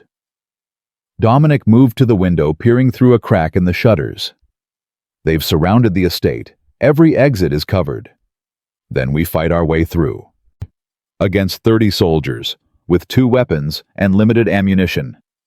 He shook his head. We need another option. What about the helipad? Destroyed in the first explosion, they knew exactly what they were doing. Dominic's voice was grim. This was planned, Genevieve. Every detail. They've been watching us longer than we thought. Genevieve felt a cold weight settle in her stomach. Your father. Who else he knew we would come here? Knew the estate's defenses. Knew— Dominic stopped, his body going rigid. Someone's coming. They pressed against the wall, weapons raised as footsteps approached the servants' quarters. Heavy, deliberate, making no attempt at stealth. The door opened. A man walked in, tall, broad-shouldered, with silver hair and the weathered face of someone who had seen violence up close. He was wearing tactical gear, a rifle slung across his back, but his hands were empty, raised in a gesture of surrender. Don't shoot, he said in accented English. I'm not here to fight. Dominic's weapon didn't waver. Who are you? My name is Alexei. I served your father for 20 years. The man's eyes moved from Dominic to Genevieve and back again. But I'm not here for him. I'm here for you. Why should we believe that? Because I'm the one who tipped off the Austrian authorities about the convoy carrying your father's weapons through Vienna last month. Alexei's voice was flat, emotionless. And because I'm the one who sent the warning to your mother before she fled to Switzerland 6 years ago. Dominic's face went pale. My mother. She's alive, Dominic. Living under a false name in Geneva. Your father thinks she's dead. I made sure of that. Alexei lowered his hands slowly. I've been waiting for someone to challenge Viktor Sokolov for years. When I saw the footage from Atlanta, I knew the time had finally come. How do we know this isn't a trap? You don't. Alexei shrugged. But if I wanted you dead, you'd be dead already. There are 37 syndicate soldiers outside this building right now. I told them to secure the perimeter while I searched the interior. They'll be expecting me back in 10 minutes. What do you want? Genevieve spoke for the first time, her voice steady despite the gun trembling slightly in her hands. Alexei looked at her. Really looked the way Dominic sometimes did, like he was seeing something beneath the surface. I want what you want, Miss Hartwell, to destroy the syndicate, to bring Viktor Sokolov to justice. He paused. And I can help you do it, but not here, not tonight. We already have a plan, Dominic said. The summit tomorrow. Won't happen if you're dead. Alexei cut him off. Viktor knows about your father's files, Miss Hartwell. He knows you have enough information to destroy him. That's why he sent an army instead of assassins. He wants those files, and he wants them now. Then we destroy them. No. Alexei shook his head. The files are your only leverage. Without them, you're just two more bodies for Viktor to bury. He glanced at the window. I have a vehicle waiting outside the east wall. My men are loyal to me, not to Viktor. I can get you out, both of you, but we have to move now. Genevieve looked at Dominic. His face was unreadable, his weapon still trained on Alexei's chest. How do you know my mother is alive? Dominic's voice was barely above a whisper. Because I helped her escape. Alexei met his gaze without flinching. Your father beat her within an inch of her life when she tried to leave with you. I found her in the wine cellar, bleeding, barely conscious. I smuggled her out of the castle in a delivery truck and drove her to the Swiss border myself. His voice softened. She wanted to take you with her, Dominic, but you were only 14. Viktor had guards on you around the clock. There was no way to get you both out. She abandoned me. She saved herself so that someday she could help save you. Alexei's eyes were steady. She's been watching you, Dominic. All these years. Watching you grow. Watching you escape. Watching you become the man your father never wanted you to be. He paused. She's proud of you. Something shifted in Dominic's face. The hard professional mask cracked just for a moment, revealing the boy who had been left behind in a monster's castle all those years ago. We go with him, Dominic said, finally lowering his weapon. But if this is a trap, I'll die right alongside you. Alexei was already moving toward the door. Now come. We have 3 minutes before my absence is noticed. They moved through the estate like shadows, Alexei leading them through servant passages and hidden corridors that Genevieve hadn't even known existed. The sounds of fighting grew fainter as they descended into the basement, through the wine cellar, and into a tunnel that ran beneath the eastern wall. This was your father's escape route, Alexei explained as they hurried through the darkness. Built during the Cold War, in case the Soviets ever invaded. Viktor knows about it, but he thinks it was sealed years ago. Was it? I unsealed it 3 days ago. Alexei's flashlight cut through the blackness. I've been planning this for months, Miss Hartwell, waiting for the right moment, the right opportunity. Why, what does Viktor's downfall mean to you? Alexei was quiet for a long moment. When he spoke, his voice was heavy with old pain. I had a daughter once. Beautiful girl. Smart, kind, full of life. She wanted to be a doctor. He paused. When she was 17, she fell in love with the wrong boy, a boy who owed money to the syndicate. When he couldn't pay, Viktor took her instead, as collateral. My God. I never saw her again. Alexei's voice hardened. Viktor told me she was shipped to a buyer in Dubai, that she was probably dead within a year. He told me this while pouring me a glass of vodka like it was nothing. Like my daughter's life meant nothing. They emerged from the tunnel into a dense forest, the morning light filtering through the trees. A black SUV was waiting, engine running, driver invisible behind tinted windows. Get in, Alexei said, opening the rear door. We have a safe house in Vienna. You can regroup there, plan your next move. Genevieve hesitated. What about the estate, my staff? Your staff escaped through the tunnel before we did. They're already in the village contacting your security team. Alexei's voice softened. Your people are safe, Miss Hartwell. You saved them. Dominic put his hand on the small of her back, guiding her toward the vehicle. We need to go, Genevieve. Every second we stay here is another second my father has to find us.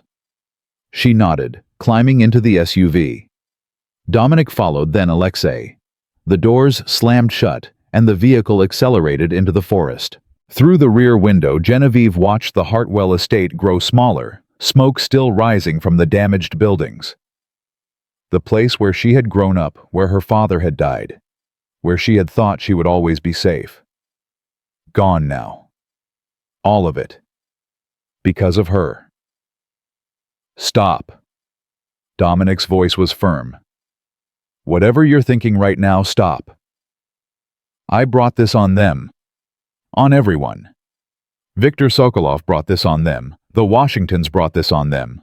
You were just trying to live your life. Dominic's hand found hers in the darkness of the vehicle. His grip was warm, steady. This isn't your fault, Genevieve. Then whose fault is it? The people who chose cruelty over kindness, greed over love, power over humanity. His thumb traced circles on her palm. You didn't create the monsters, Genevieve. You just stopped hiding from them. She looked at him, at this man who had been raised by wolves and somehow retained his humanity, who had spent 3 years protecting her without ever asking for anything in return. Why? She whispered. Why what? Why have you stayed all these years? You could have walked away a dozen times. You could have gone anywhere, been anyone. Why did you stay with me? Dominic was quiet for a long moment. The SUV bounced over a rough patch of road, throwing them together in the darkness. Because, he said finally, the first time I saw you, you were crying. What? In your father's study, 6 years ago. I had just been hired, and I was meeting the family for the first time. You came in from the garden, and you didn't see me standing in the corner. You sat in your father's chair, and you cried. I don't remember that. You wouldn't. You were grieving. Your mother had just passed. Dominic's voice was soft. But I watched you cry, and then I watched you dry your tears, stand up, and walk out like nothing had happened. Like you hadn't just been falling apart. And I thought, what? I thought this is the strongest person I have ever seen, and if she ever needs protecting, I want to be the one to do it. Genevieve felt tears prick at her eyes. She blinked them away, but one escaped, tracing a path down her cheek. Dominic reached out and gently wiped it away, the same gesture he had made in the corridor outside the ballroom a lifetime ago. We're going to survive this, he said quietly. We're going to destroy Viktor Sokolov, and we're going to build something better on the ashes of his empire. Together. You sound very certain. I am certain. His eyes met hers in the darkness. Because I've spent 6 years watching you face impossible situations and come out stronger every time. Because I know what you're capable of, even when you don't know it yourself. He paused. And because I love you, Genevieve. I have loved you since the moment I saw you crying in your father's chair, and I will love you until the day I die. The words hung in the air between them, heavy with meaning. Genevieve felt something crack inside her chest, not breaking this time, but opening, like a flower that had been frozen for years, finally feeling the warmth of the sun. Dominic, she whispered. The SUV's tires screeched as the driver slammed on the brakes. Genevieve was thrown forward, catching herself against the seat in front of her. What's happening? Dominic's weapon was already in his hand, his body coiled for action. Roadblock, Alexei reported from the front seat. 3 vehicles. Syndicate. How did they find us? I don't know. Alexei's voice was grim. But we're not getting through. Not without a fight. Genevieve looked out the window. 3 black SUVs were blocking the road ahead, armed men already pouring out and taking positions. Behind them, more vehicles were approaching, cutting off their escape. They were trapped. How many rounds do you have? Dominic asked. 15, plus a spare magazine. That's not enough. I know. Alexei turned around in his seat, his face set in grim determination. There's a path through the woods. On foot we might be able to... The first bullet shattered the windshield. The driver slumped forward, dead before he could react. The SUV lurched as his foot left the accelerator, rolling to a stop in the middle of the road. "Out now!" Dominic threw open the door, dragging Genevieve with him. Bullets tore through the air around them as they dove into the underbrush, Alexei right behind. "This way." Alexei led them deeper into the forest, moving with the practiced efficiency of a man who had spent decades navigating war zones. "There's a river half a mile east. If we can reach it, we won't reach it." Dominic grabbed Genevieve's arm, pulling her behind a massive oak tree. "Listen." She heard it, the bark of dogs, the shouts of men, the methodical crunch of footsteps through underbrush. They were being hunted. "How many?" she asked. 20, maybe more." Dominic checked his weapon. "They're pushing us toward the river. It's a trap." "Then we spring it." Both men looked at her. "We spring it," she repeated. "We let them think they've cornered us, and then—" "And then what?" Alexei's voice was skeptical. "We're outnumbered 10-1. We're outnumbered, but we're not outmatched."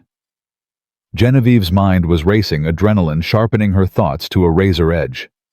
"Dominic, you said your father's power comes from money, fear, and loyalty.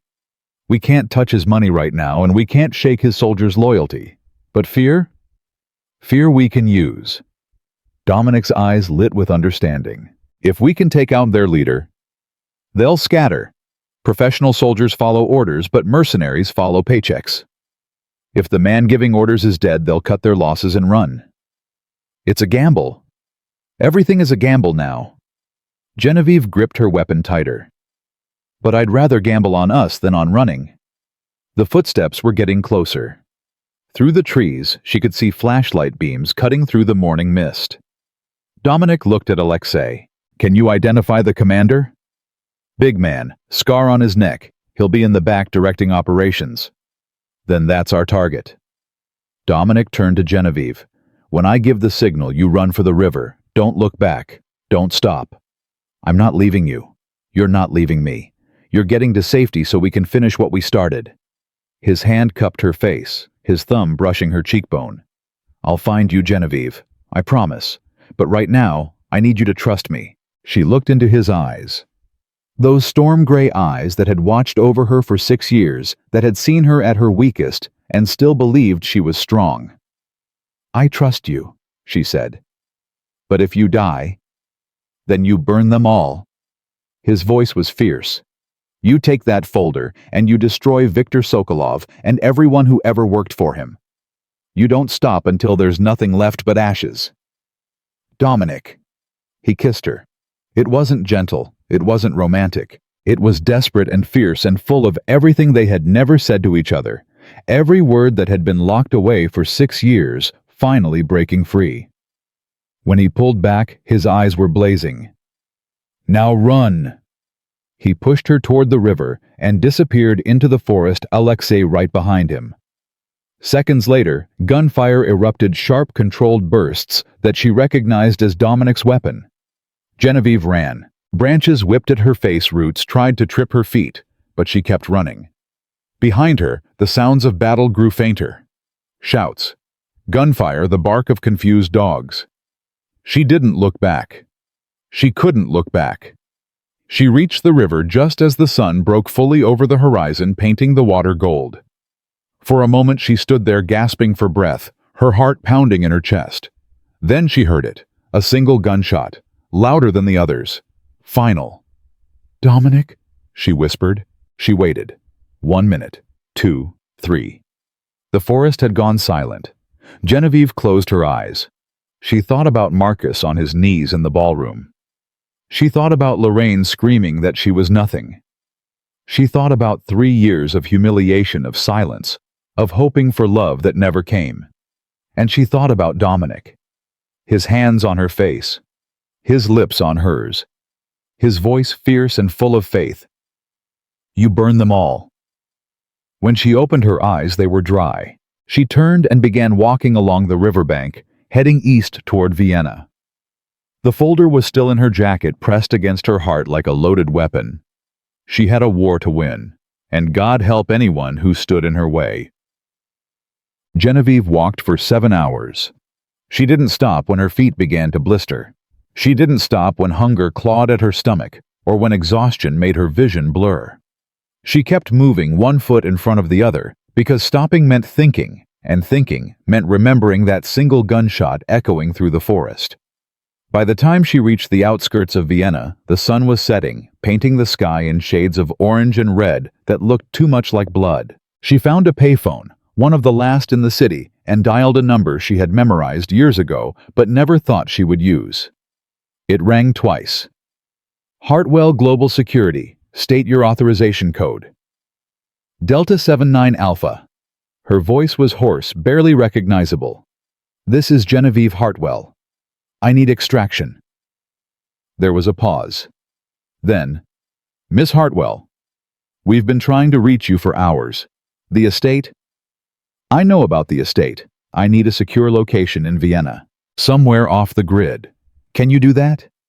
Yes, ma'am. There's a safe house in the 3rd district. I'm sending the address to your secondary phone now. My phone was destroyed in the attack. Another pause. Then I'll send a car. Stay where you are. 20 minutes. Make it 15.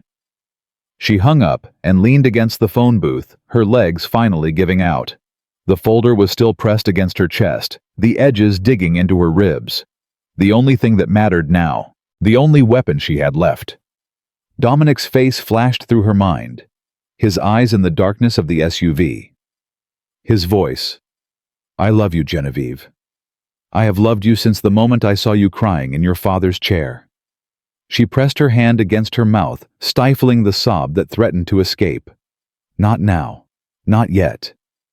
She could grieve later after Viktor Sokolov was destroyed, after everyone who had ever hurt her paid for what they had done. The car arrived in 12 minutes, a black sedan with tinted windows and a driver who didn't ask questions. Genevieve climbed in, gave the address she had been told, and closed her eyes.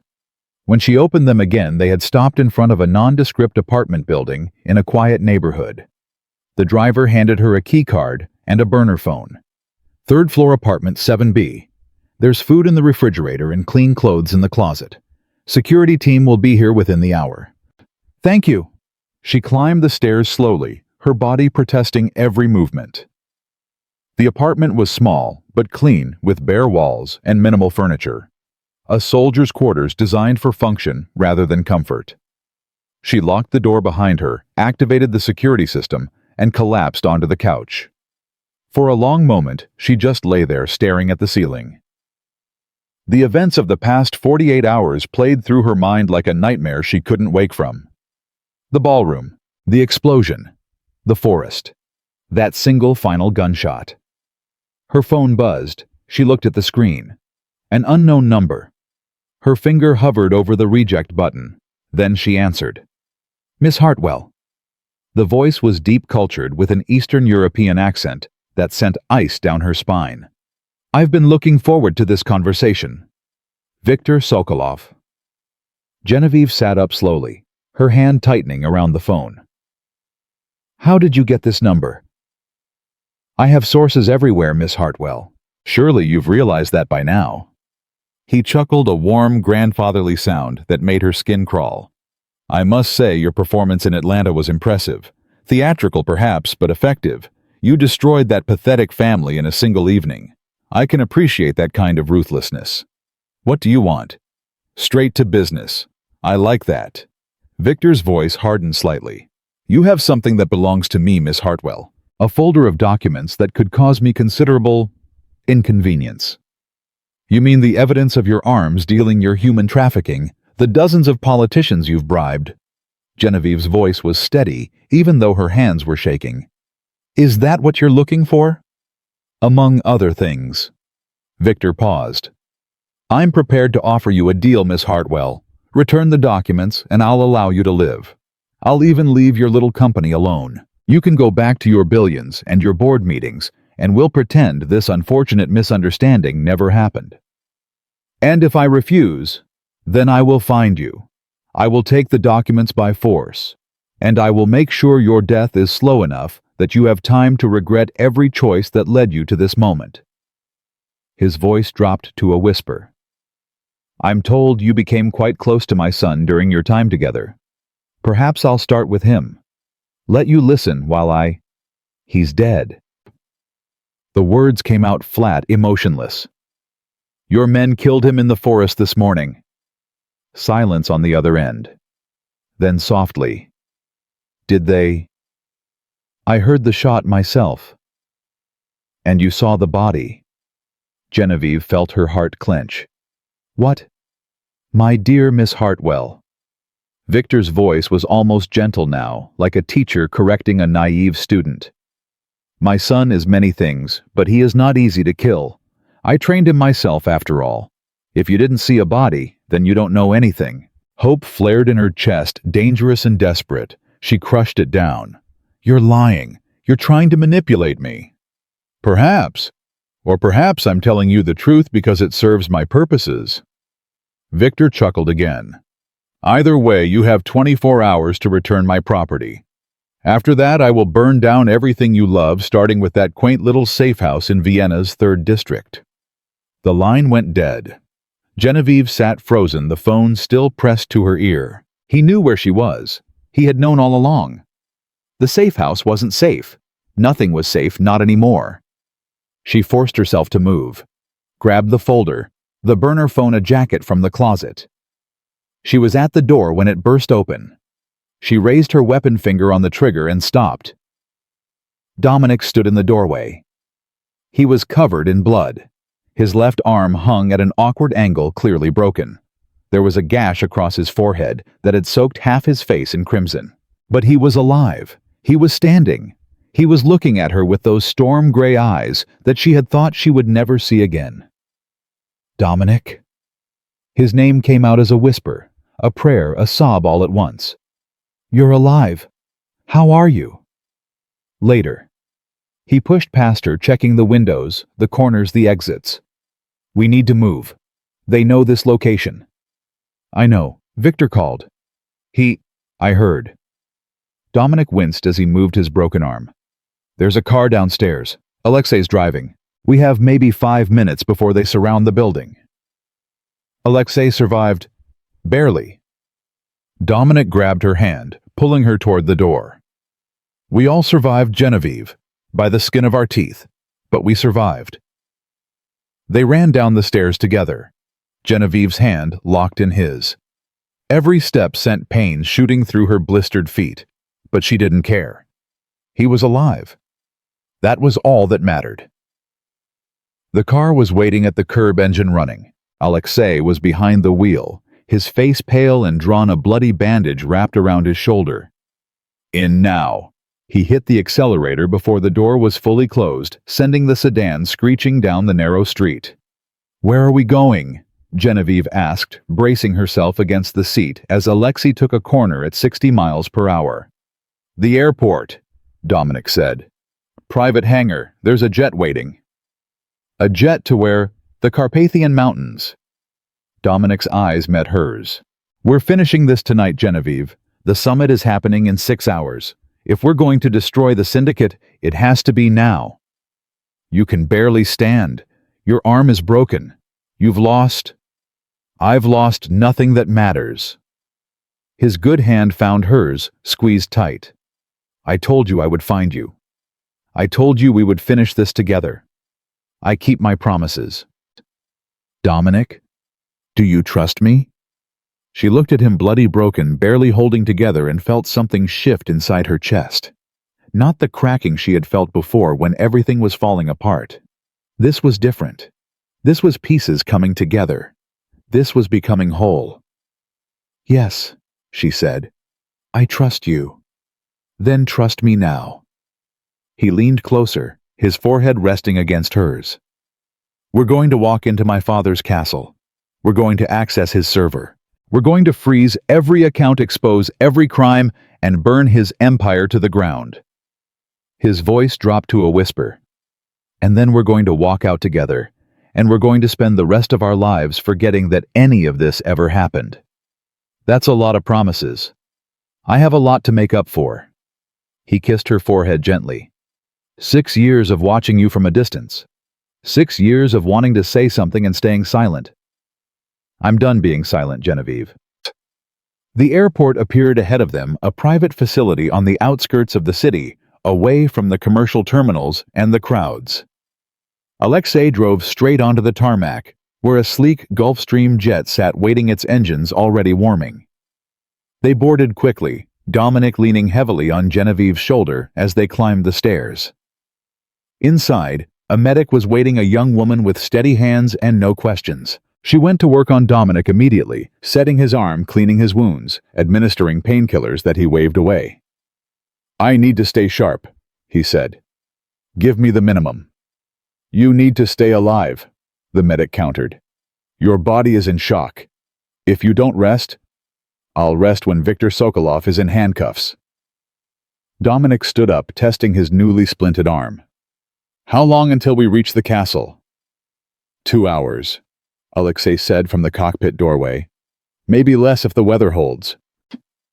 "Good." Dominic turned to Genevieve. "We need to go over the plan, every detail, every contingency." For the next 90 minutes, they strategized. Dominic drew diagrams of the castle's layout from memory, the entrances, the exits, the security checkpoints, the server room in the basement. Alexei filled in details about guard rotations and communication protocols. Genevieve contributed what she knew from her father's files, the names of syndicate leaders who would be at the summit, their rivalries, their weaknesses. By the time the pilot announced their descent, they had a plan. It was risky, complicated, and required everything to go exactly right. But it was a plan. "Remember," Dominic said as they prepared to land, "the goal is the server. We get in, we access the financial systems, we freeze the accounts. Everything else is secondary." "What about your father?" Dominic's jaw tightened. "If we encounter him, I'll handle it." "Dominic, he's my responsibility, Genevieve." His voice was hard, now edged with something dark. "I ran away from him 18 years ago. I've been running ever since. Tonight, I stop running." The plane touched down on a private airstrip in the Romanian countryside. Snow was falling heavily, reducing visibility to a few dozen meters. Perfect conditions for an infiltration. Alexei had arranged for a vehicle, a nondescript SUV with four-wheel drive and a trunk full of weapons. They loaded up in silence, the weight of what they were about to do settling over them like a shroud. "The service entrance is on the eastern wall," Dominic said as Alexei drove toward the mountains. "Deliveries come through there twice a week. The guards know the schedule, but they're lazy. They don't check credentials as carefully as they should. And if they do check, then we improvise." Dominic checked his weapon, a Heckler & Koch MP7 compact enough to conceal, powerful enough to punch through body armor. "The summit starts at midnight. By then, every major player in the syndicate will be in the Great Hall drinking Victor's vodka and pledging their loyalty. The server room will be minimally guarded." "How minimally?" 2 men, maybe 3. Dominic's voice was grim. "Alexei and I will handle them. You focus on the server." "I'm not a hacker, Dominic." "You don't need to be." He handed her a small device, a USB drive with a red band around the center. "This is a Trojan virus designed by the best cybersecurity team in Europe. Plug it into the server, let it run for 60 seconds, and it will automatically freeze every account connected to the syndicate's financial network. Simultaneously. Globally. And then we get out." Dominic's eyes met hers. "No matter what happens in that castle, Genevieve, the only thing that matters is getting you out alive. Understand? The only thing that matters is both of us getting out alive." She gripped his hand. "Promise me." "Genevieve." "Promise me, Dominic." He was quiet for a long moment. The SUV bounced over a rough patch of road, throwing them together in the darkness. "I promise," he said finally. "Both of us. Together." The castle emerged from the snow like a nightmare-made stone, a massive fortress of jagged towers and ancient walls perched on a cliff overlooking a frozen valley. Torchlight flickered in the windows, and guards patrolled the battlements, their breath misting in the cold air. Alexei stopped the SUV half a mile from the eastern wall, hidden in a grove of dead trees. "This is as close as I can get without being spotted," he said. "From here you're on foot." "You're not coming?" Genevieve asked. "Someone needs to keep the engine running." Alexei's voice was grim but steady. "If you're not back in 2 hours, I'm calling in every favor I have with Interpol and the Austrian Federal Police. They'll raid this castle at dawn." "If we're not back in 2 hours," Dominic said, "we'll be dead." "Then don't be dead." Alexei clasped Dominic's good arm. "I've waited 20 years to see Viktor Sokolov fall. Don't disappoint me." They moved through the snow in silence, Dominic leading with his weapon raised. The cold bit at Genevieve's exposed skin, but she barely noticed. Her entire focus was on the castle ahead, the fortress where Viktor Sokolov was celebrating his power, unaware that his empire was about to crumble. The service entrance was exactly where Dominic had said it would be, a small door set into the eastern wall, guarded by 2 bored-looking men smoking cigarettes. "Wait here," Dominic whispered. 30 seconds. He disappeared into the shadows. Genevieve counted her heartbeats, 1, 2, 3, 4, and then heard 2 soft thuds barely audible over the howling wind. Dominic reappeared, gesturing for her to follow. The guards were on the ground unconscious, their cigarettes still smoldering in the snow. They slipped through the door into a narrow corridor that smelled of old stone and kitchen grease. Servants hurried past, carrying trays of food and bottles of vodka, too busy to notice the 2 intruders in their midst. "The server room is 3 floors down," Dominic murmured. "This way." They descended through the castle's bowels, avoiding the main corridors where the summit guests were gathering. Twice they had to hide in alcoves while guards passed. Once they came face to face with a servant carrying a tray of glasses. But she just smiled nervously and hurried on, too frightened of the armed strangers to ask questions. The server room was at the end of a long, dimly lit hallway. 2 guards stood at attention outside the door, their weapons holstered but ready. "I'll take them," Dominic said. "When I give the signal—" "No!" Genevieve grabbed his arm. "Look." She pointed to a small camera mounted above the door, its red light blinking steadily. "If you attack them, security will be alerted within seconds. We'll never get to the server in time." "Then what do you suggest?" Genevieve thought for a moment. Then slowly she began to unbutton her coat. "What are you doing?" "Creating a distraction." She handed him the USB drive. "Give me 2 minutes, then get to that server." "Genevieve, trust me." Before he could stop her, she stepped into the hallway, walking directly toward the guards. They spotted her immediately, their hands moving to their weapons. "Stop," one of them barked in Romanian. "This area is restricted." Genevieve kept walking. Her hands raised her coat, hanging open to reveal the form-fitting dress beneath. "Please," she said, making her voice tremble. "I'm lost. I came to the party with my husband, but I got separated, and I don't know how to get back." The guards exchanged glances. One of them, younger with hungry eyes, stepped forward. "How did you get down here?" "I don't know. I was looking for the bathroom and I took a wrong turn and—" She let her voice break, tears welling in her eyes. "Please, can you help me?" The young guard looked at his partner, then back at Genevieve. His eyes traveled over her body, lingering in places that made her skin crawl. "I'll take her back," he said. "You stay here." "That's not protocol. She's just a lost woman. What's she going to do?" The young guard took Genevieve's arm, his grip too tight to be polite. "Come on, I'll show you the way." He led her down the corridor, away from the server room. Genevieve glanced back once, just long enough to see Dominic slip out of the shadows, moving toward the remaining guard with silent, deadly purpose. The young guard was talking, his voice too close to her ear. "You're one of Victor's guests. I haven't seen you before. I would remember a woman like you." "I'm new," Genevieve said. "My husband does business with Mr. Sokolov." "Lucky man." The guard's hand slid down to her waist. "Maybe when you're done with him, you could—" Genevieve moved. She drove her elbow into his solar plexus, doubling him over. Before he could recover, she grabbed his head and slammed it into the stone wall. He crumpled to the ground unconscious. She stood over him, breathing hard, her hands shaking. She had never done anything like that before. Had never hurt another person, not physically. It was easier than she expected. She ran back to the server room.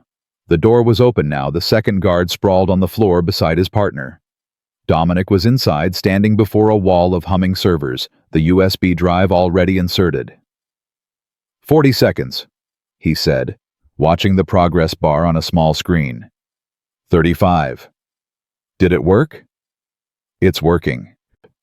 He turned to look at her, and despite everything, the blood, the danger, the impossibility of their situation, he smiled. You were amazing, by the way. I learned from the best. 20 seconds. His smile faded. When this is done, every account the syndicate has will be frozen. Every transaction will be flagged. Every dirty dollar will be traced. He paused. And my father will know exactly who did it. Good. Genevieve's voice was hard. I want him to know. 10 seconds. 5, 3, 2. An alarm began to wail. Red lights flashed in the corridor. Doors slammed in the distance. The sound of running footsteps echoed through the castle. They found us, Dominic said, yanking the USB drive from the server. We need to go. Now. They ran. The castle had become a labyrinth of chaos, guards rushing in every direction, guests screaming, the wail of alarms drowning out all other sound. Dominic led the way, his weapon raised, cutting down anyone who got in their path. The east entrance is compromised, he shouted over the noise. We need another way out. What about the Great Hall? That's where the summit is happening. There'll be 50 armed men in there. There'll also be 100 witnesses. Genevieve grabbed his arm, forcing him to stop. Think about it, Dominic. Your father can't shoot us in front of every crime boss in Eastern Europe. Not without explaining why. Not without admitting what just happened to his financial empire. Dominic stared at her. Then slowly he nodded. You're either a genius or completely insane. Probably both. She took his hand. Let's go. They burst through the doors of the Great Hall like avenging angels. The room fell silent. 100 faces turned toward them. Arms dealers, money launderers, corrupt officials, the scum of the continent gathered in one place. At the head of the hall, seated on what could only be described as a throne, sat Viktor Sokolov. He looked older than Genevieve had expected. Silver-haired, weathered, with the face of a man who had seen everything and been surprised by nothing. But his eyes, gray like Dominic's, burned with cold fury. Well, Viktor said, his voice cutting through the silence. This is unexpected. Dominic stepped forward, his weapon trained on his father's chest. It's over, Viktor. Your accounts are frozen. Your operations are exposed. By morning, every law enforcement agency in the world will have proof of your crimes. Is that so? Viktor didn't move. Didn't flinch. And you think that matters? You think money is my power? He laughed, a sound like breaking bones. I built this empire with my bare hands, boy. I can rebuild it the same way. Not from a prison cell. Who's going to arrest me? Viktor gestured at the room. These men. They owe me everything. The governments, I own half of them. His eyes found Genevieve, and his smile widened. Or perhaps you, Miss Hartwell, the billionaire princess who destroyed her husband's family for sport. I destroyed them because they deserved it. Genevieve's voice was steady. Just like you deserve what's coming. And what's coming exactly? Viktor rose from his throne, descending the steps with slow, deliberate grace. You've frozen my accounts. Impressive. But money can be unfrozen. Witnesses can be silenced. Evidence can disappear. He stopped 3 feet from Dominic, father and son, facing each other for the first time in 18 years.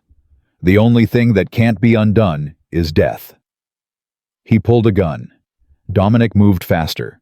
The shot went wide, shattering a chandelier and sending crystal raining down on the panicking crowd. Dominic tackled his father, the two of them crashing to the floor in a tangle of limbs and fury. Run! Dominic shouted at Genevieve. Get out of here! But she didn't run. She couldn't. She watched as father and son fought Victor clawing at Dominic's face, Dominic slamming his broken arm into his father's throat. It was brutal, primal years of hatred exploding into violence. Then Victor's hand found a knife. "Dominic!" Genevieve screamed. The blade plunged into Dominic's shoulder. He roared in pain, his grip loosening just enough for Victor to break free. The older man scrambled to his feet, knife in hand, blood dripping from the blade. "I should have killed you the day you were born," Victor snarled. "I saw the weakness in you even then. The softness. The pathetic need to be good." He raised the knife. "At least now I can correct my mistake." A gunshot echoed through the hall. Viktor Sokolov froze. He looked down at his chest at the red stains spreading across his white shirt. Then he looked up at Genevieve, at the smoking gun in her hands, at the woman he had dismissed as nothing more than a pawn. "You," he whispered. "Me." Genevieve's voice didn't waver. "You threatened to kill everyone I love. You bombed my home. You hunted me through the forest like an animal." She stepped closer, the gun still raised. "You made one mistake, Victor." "What mistake?" "You assumed I was just like everyone else." She watched the life drain from his eyes. "You assumed I would break." Viktor Sokolov collapsed. The great hall erupted into chaos. Crime bosses fled toward the exits, their bodyguards drawing weapons, everyone trying to escape the fortress that had suddenly become a trap. But Genevieve didn't notice any of it. She was already at Dominic's side, pressing her hands against the wound in his shoulder, trying to stop the bleeding. "Stay with me," she begged. "Dominic, please, stay with me." His eyes fluttered open. Despite everything, the blood, the pain, the chaos swirling around them, he smiled. "I told you," he whispered. "I keep my promises." Sirens wailed in the distance. The authorities were coming, the ones Alexei had called, the ones who would finally bring justice to the Serpent Syndicate. Help was on the way. But Genevieve didn't need help anymore.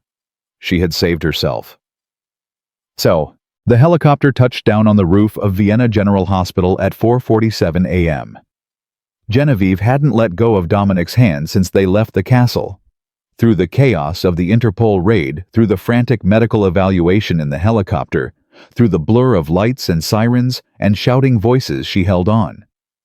Her fingers were cramped, her knuckles white, but she didn't let go. "Ma'am, you need to step back."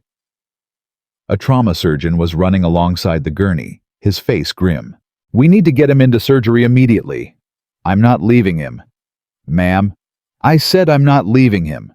The surgeon looked at her, at the blood covering her dress, the exhaustion carved into her face, the steel in her eyes, and something in his expression shifted. "You can wait outside the operating room, but you cannot come inside. Do you understand?" Genevieve nodded. She squeezed Dominic's hand one last time, felt the faint pressure of his fingers responding, and then they wheeled him through the double doors and out of sight. She stood there for a long moment, staring at the doors, her body finally registering the toll of the past 72 hours. Her legs buckled. She caught herself against the wall, sliding down until she was sitting on the cold tile floor. "Miss Hartwell." She looked up. Alexei was standing over her, his shoulder wrapped in fresh bandages, his face pale but alert. "The surgery will take several hours," he said quietly. "You should rest." "I can't rest." "Then at least eat something. Drink water." He held out a bottle. "Dominic would not want you to collapse." Genevieve took the water. Her hands were shaking so badly she could barely unscrew the cap. "He's going to be okay," she said. It wasn't a question. It was a command, as if she could will it into truth. "He promised me. He promised we would both walk out of that castle." He kept his promise. Alexei sat down beside her, his back against the wall. "You both walked out. Everything else is just details." "Details?" She laughed, a broken, exhausted sound. "He has a knife wound in his shoulder. He lost so much blood. The doctor said he's strong, that he's a fighter." Alexei's voice was firm. I've known Dominic for 6 years, Miss Hartwell. I've seen him survive things that would have killed ordinary men. A knife wound will not stop him. How can you be so sure? Alexei was quiet for a moment. Then softly, because he has something to live for now. Genevieve looked at him. I've watched him for years. Alexei continued. Watched him guard you, protect you, keep his distance, even when it was killing him. He was a man without a future, without hope, just existing day after day, waiting for his past to catch up with him. He paused. But these past few days, I've seen something different. I've seen him smile. I've seen him fight for something other than survival. I've seen him become the man he was always meant to be. And what man is that? A man in love. Alexei's eyes were kind. He will not leave you, Miss Hartwell. Not now. Not after everything you've been through together. The hours crawled by. Genevieve didn't move from her spot outside the operating room. Alexei brought her food that she couldn't eat, coffee that she couldn't drink. Hospital staff came and went, casting curious glances at the blood-covered woman sitting on the floor, but no one asked her to leave. At 9:23 a.m., the doors opened. The surgeon emerged, pulling off his surgical mask. His face was tired but calm. Genevieve scrambled to her feet, her heart pounding so hard she could feel it in her throat. He's stable, the surgeon said. The knife missed the major arteries. We've repaired the damage and stopped the internal bleeding. He'll need extensive physical therapy for the arm, but he should make a full recovery. Genevieve's knees gave out again. This time Alexei caught her. Can I see him? He's in recovery, still sedated. But yes, you can see him. The surgeon hesitated. Miss Hartwell, I don't know what happened to you two, and frankly, I don't want to know. But that man fought through surgery like he had somewhere to be, someone to get back to. He almost smiled. Don't make him wait too long. The recovery room was quiet, filled with the soft beeping of monitors and the gentle hiss of oxygen. Dominic lay in the hospital bed, his shoulder heavily bandaged, his face pale, but peaceful. He looked younger in sleep. The hard lines of his features softened, the constant vigilance finally at rest. Genevieve pulled a chair to his bedside and sat down. She took his hand carefully, mindful of the IV lines, and pressed it to her cheek. You scared me, she whispered. You scared me so much. No response. Just the steady rhythm of his heart on the monitor, proof that he was alive, that he was still here. I've been thinking, she continued, her voice barely audible, about everything that's happened, about the ballroom in Atlanta and the forest in Austria and that castle in the mountains, about all the things I said I wanted: justice, revenge, the satisfaction of watching them fall. She paused. I got all of it, Dominic, every single thing. But sitting here watching you breathe, I realized something. She leaned closer, her lips brushing his ear. None of it matters. Not the money, not the power, not the victory. The only thing that matters is this. You. Us. Being alive, being together, being free. Her voice cracked. I don't want to spend another day fighting Dominic. I don't want to build empires or destroy enemies or prove anything to anyone. I just want to wake up next to you, every morning, for the rest of my life. His fingers twitched in her hand. Genevieve pulled back, watching his face. His eyes were still closed, but there was movement behind his eyelids. Consciousness slowly returning from the depths of anesthesia. Genevieve. His voice was a rasp, barely audible. I'm here. She squeezed his hand. I'm right here. His eyes opened, slowly, painfully focusing on her face with effort. But when they found her, they softened. That hard, vigilant gaze that had watched over her for 6 years melted into something warm, something tender, something she had never seen before. You're crying, he murmured. I'm not crying. She was absolutely crying. It's been a long night. It's morning.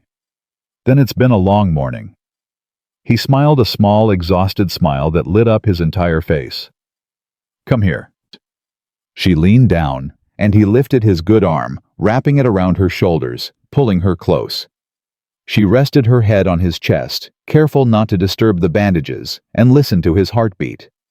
Strong, steady, alive. "I heard what you said," he murmured against her hair. "About not wanting to fight anymore. About wanting to wake up next to me. You weren't supposed to hear that. Too late." His arm tightened around her. "And for the record, Genevieve Hartwell, I want the same thing. Every morning. For the rest of my life." She lifted her head, looking into his eyes. "Are you proposing to me in a hospital bed?" "I'm proposing to you wherever you'll have me." His voice was serious now, the lightness fading. "I've loved you for 6 years, Genevieve. I've watched you suffer, watched you hope, watched you break and rebuild yourself stronger than before. I've seen you at your lowest and your highest, and I have loved you through all of it." He reached up, brushing a tear from her cheek. "Marry me. Not because we survived something terrible together, not because we defeated our enemies or proved ourselves to the world. Marry me, because I can't imagine spending another day without you." Genevieve stared at him. At this man who had been raised by monsters and chosen to be good, who had spent 6 years protecting her without asking for anything in return, who had walked into his father's castle knowing he might not walk out just to keep her safe. "Yes," she whispered. "Yes. Yes, I'll marry you." She laughed through her tears. "I'll marry you in this hospital room if they'll let me. I'll marry you tomorrow or next week or next year. I'll marry you whenever, wherever, however you want." She kissed him softly, mindful of his injuries, but full of everything she had been holding back for so long. "Just don't ever leave me again." "Never," he promised against her lips. "Never again." 3 months later, the world had changed. The Serpent Syndicate was gone. The frozen accounts had led to a cascade of arrests across Europe. Politicians, law enforcement officials, business leaders, all of them exposed by the evidence Genevieve and Dominic had gathered. International courts were still processing the cases, but the verdicts were already coming in. Guilty, guilty, guilty. The Washington family had fared no better. Marcus was serving 25 years in federal prison for securities fraud, his appeals denied at every level. Walter had died of a heart attack 3 weeks after his arrest, collapsing in his cell before he could even be transferred to a proper facility. Lorraine was in a minimum security prison in Georgia, her Chanel suits replaced by orange jumpsuits, her social standing reduced to a cautionary tale whispered at Atlanta cocktail parties. And Jasmine Cole.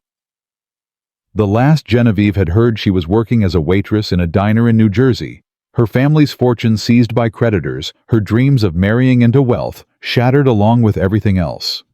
Karma had come for all of them. But today, Genevieve wasn't thinking about karma.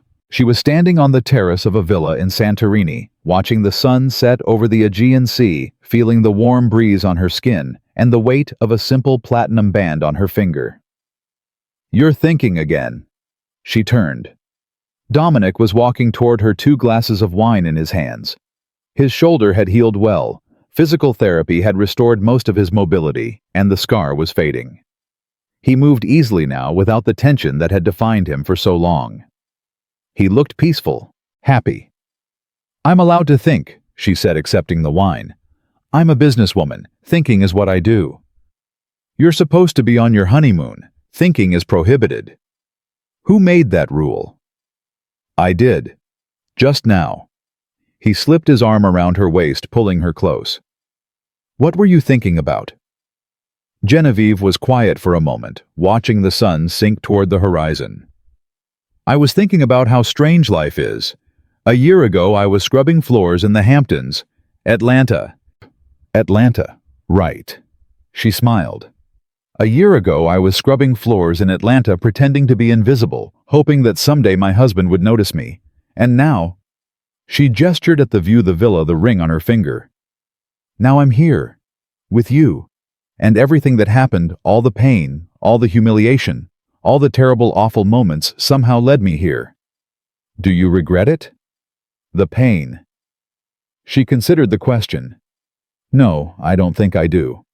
It taught me things I needed to learn. About strength, about resilience, about what really matters. She turned to face him. I spent 3 years trying to make someone love me who was incapable of love. And when I finally stopped trying, when I finally let go, I found someone who had been loving me all along. Dominic's eyes softened. I should have told you sooner. You told me when you were ready, when we were both ready. She reached up, tracing the scar above his eyebrow. No regrets, Dominic. Not a single one. Not even for shooting my father. The question hung in the air. They had talked about it, of course, in hospital rooms and therapist offices and late-night conversations when neither of them could sleep. Viktor Sokolov was dead, killed by a woman he had dismissed as insignificant, and the weight of that still sat heavy on Genevieve's shoulders. He was going to kill you, she said quietly. He had the knife raised. One more second, and you would have been gone. She met his eyes.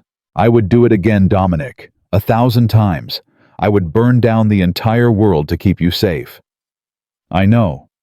He pulled her closer, his forehead resting against hers.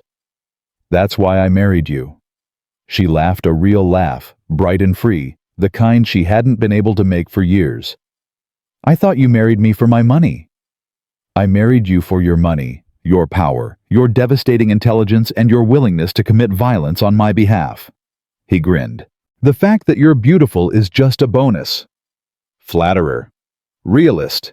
The sun touched the horizon, spilling gold and crimson across the water. They stood there together, watching it sink, two people who had walked through hell and somehow emerged on the other side. There's something I need to tell you, Dominic said after a while. That sounds ominous. It's not. At least I don't think it is. He hesitated. I heard from Alexei this morning. My mother wants to meet you. Genevieve blinked. Your mother? I thought she was in hiding in Geneva. She was. But with Victor gone and the syndicate destroyed, she doesn't need to hide anymore. Dominic's voice was careful, measured. She's been following the news. She knows everything that happened, and she wants to meet the woman who saved her son. I didn't save you. We saved each other. That's what I told her. He smiled. But she insists. She wants to cook us dinner. Apparently, she makes an incredible borscht. Genevieve thought about it. About all the conversations they had shared about Dominic's childhood, his father's cruelty, his mother's escape. About the woman who had been forced to leave her son behind to save herself, who had spent 18 years watching from a distance, hoping someday he would be free. I'd like that, she said finally. I'd like to meet her. Really? She's your family, Dominic, and you're my family now. She squeezed his hand. That makes her my family too. Something shifted in Dominic's face, a softening, a release of tension he had been carrying for so long, he probably didn't even know it was there anymore. Thank you, he said quietly. For what? For being you. For seeing me when everyone else saw a monster's son. For giving me a reason to be something more. He kissed her forehead. For being my family. The sun disappeared below the horizon, leaving behind a sky painted in shades of purple and pink. The first stars were beginning to appear, tiny points of light in the gathering darkness. I've been thinking about something else, Genevieve said. More thinking I told you that's prohibited. This is important thinking. She turned to face him fully. Hartwell Global has been running itself for the past few months. The board is competent, the executives are loyal, and honestly, the company doesn't need me looking over its shoulder every day. What are you saying? I'm saying I want to do something different, something meaningful. She took a breath. I want to start a foundation for survivors. Women who've been trapped in abusive situations, who don't have the resources to escape, who feel like they're invisible and worthless and alone. Her voice strengthened. I know what that feels like, Dominic. I know what it's like to lose yourself, to forget your own worth, to wait for someone else to save you. And I know now that you have to save yourself. But sometimes you need help to realize that. Dominic was quiet for a long moment. Then, You want to help other women find their power. I want to remind them that they had it all along. Genevieve's eyes were bright. Every woman who's ever been made to feel small, who's ever been told she was nothing, they're not nothing. They're diamonds. They just need someone to help them see it. The Hartwell Foundation for Survivors. I was thinking something simpler. She smiled. The Diamond Project. Dominic laughed, a warm, genuine sound that she would never tire of hearing. It's perfect. And for what it's worth, I think it's a brilliant idea. You do? I do. He pulled her close, wrapping his arms around her. And I'll be right there with you, every step of the way. They stood there as night fell over Santorini, the stars multiplying above them, the sea whispering against the cliffs below. Two people who had lost everything and found each other. Two people who had walked through fire and emerged not unscathed, but stronger. Two people who had learned the hardest lesson of all, that love isn't something you find. It's something you build brick by brick, choice by choice, day by day. I love you, Genevieve said into the darkness. I love you too. Dominic's voice was warm against her ear. More than I ever thought I could love anything. Promise me something. Anything. Promise me we'll have boring days. She laughed softly. Promise me we'll have arguments about what to have for dinner and lazy Sundays, where we don't get out of bed. Promise me we'll have a life that's so normal, so wonderfully mundane, that we forget we were ever anything else. I promise. He kissed the top of her head. I promise you boring. I promise you mundane. I promise you every single ordinary moment for the rest of our lives. Good. She nestled closer to him. Because I've had enough extraordinary to last a lifetime. They stood there until the stars filled the sky, until the wine was gone, and the air grew cool, until there was nothing left to say, and everything left to feel. And in the morning they would wake up together, not as survivors, not as victims, not as victors, just as two people in love starting the first day of the rest of their lives. Genevieve Elena Hartwell had spent 3 years being invisible.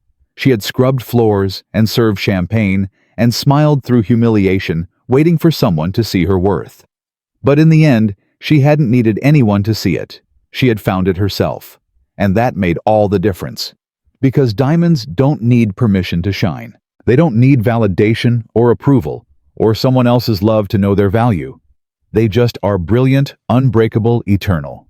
And Genevieve had always been a diamond. She just needed to remember.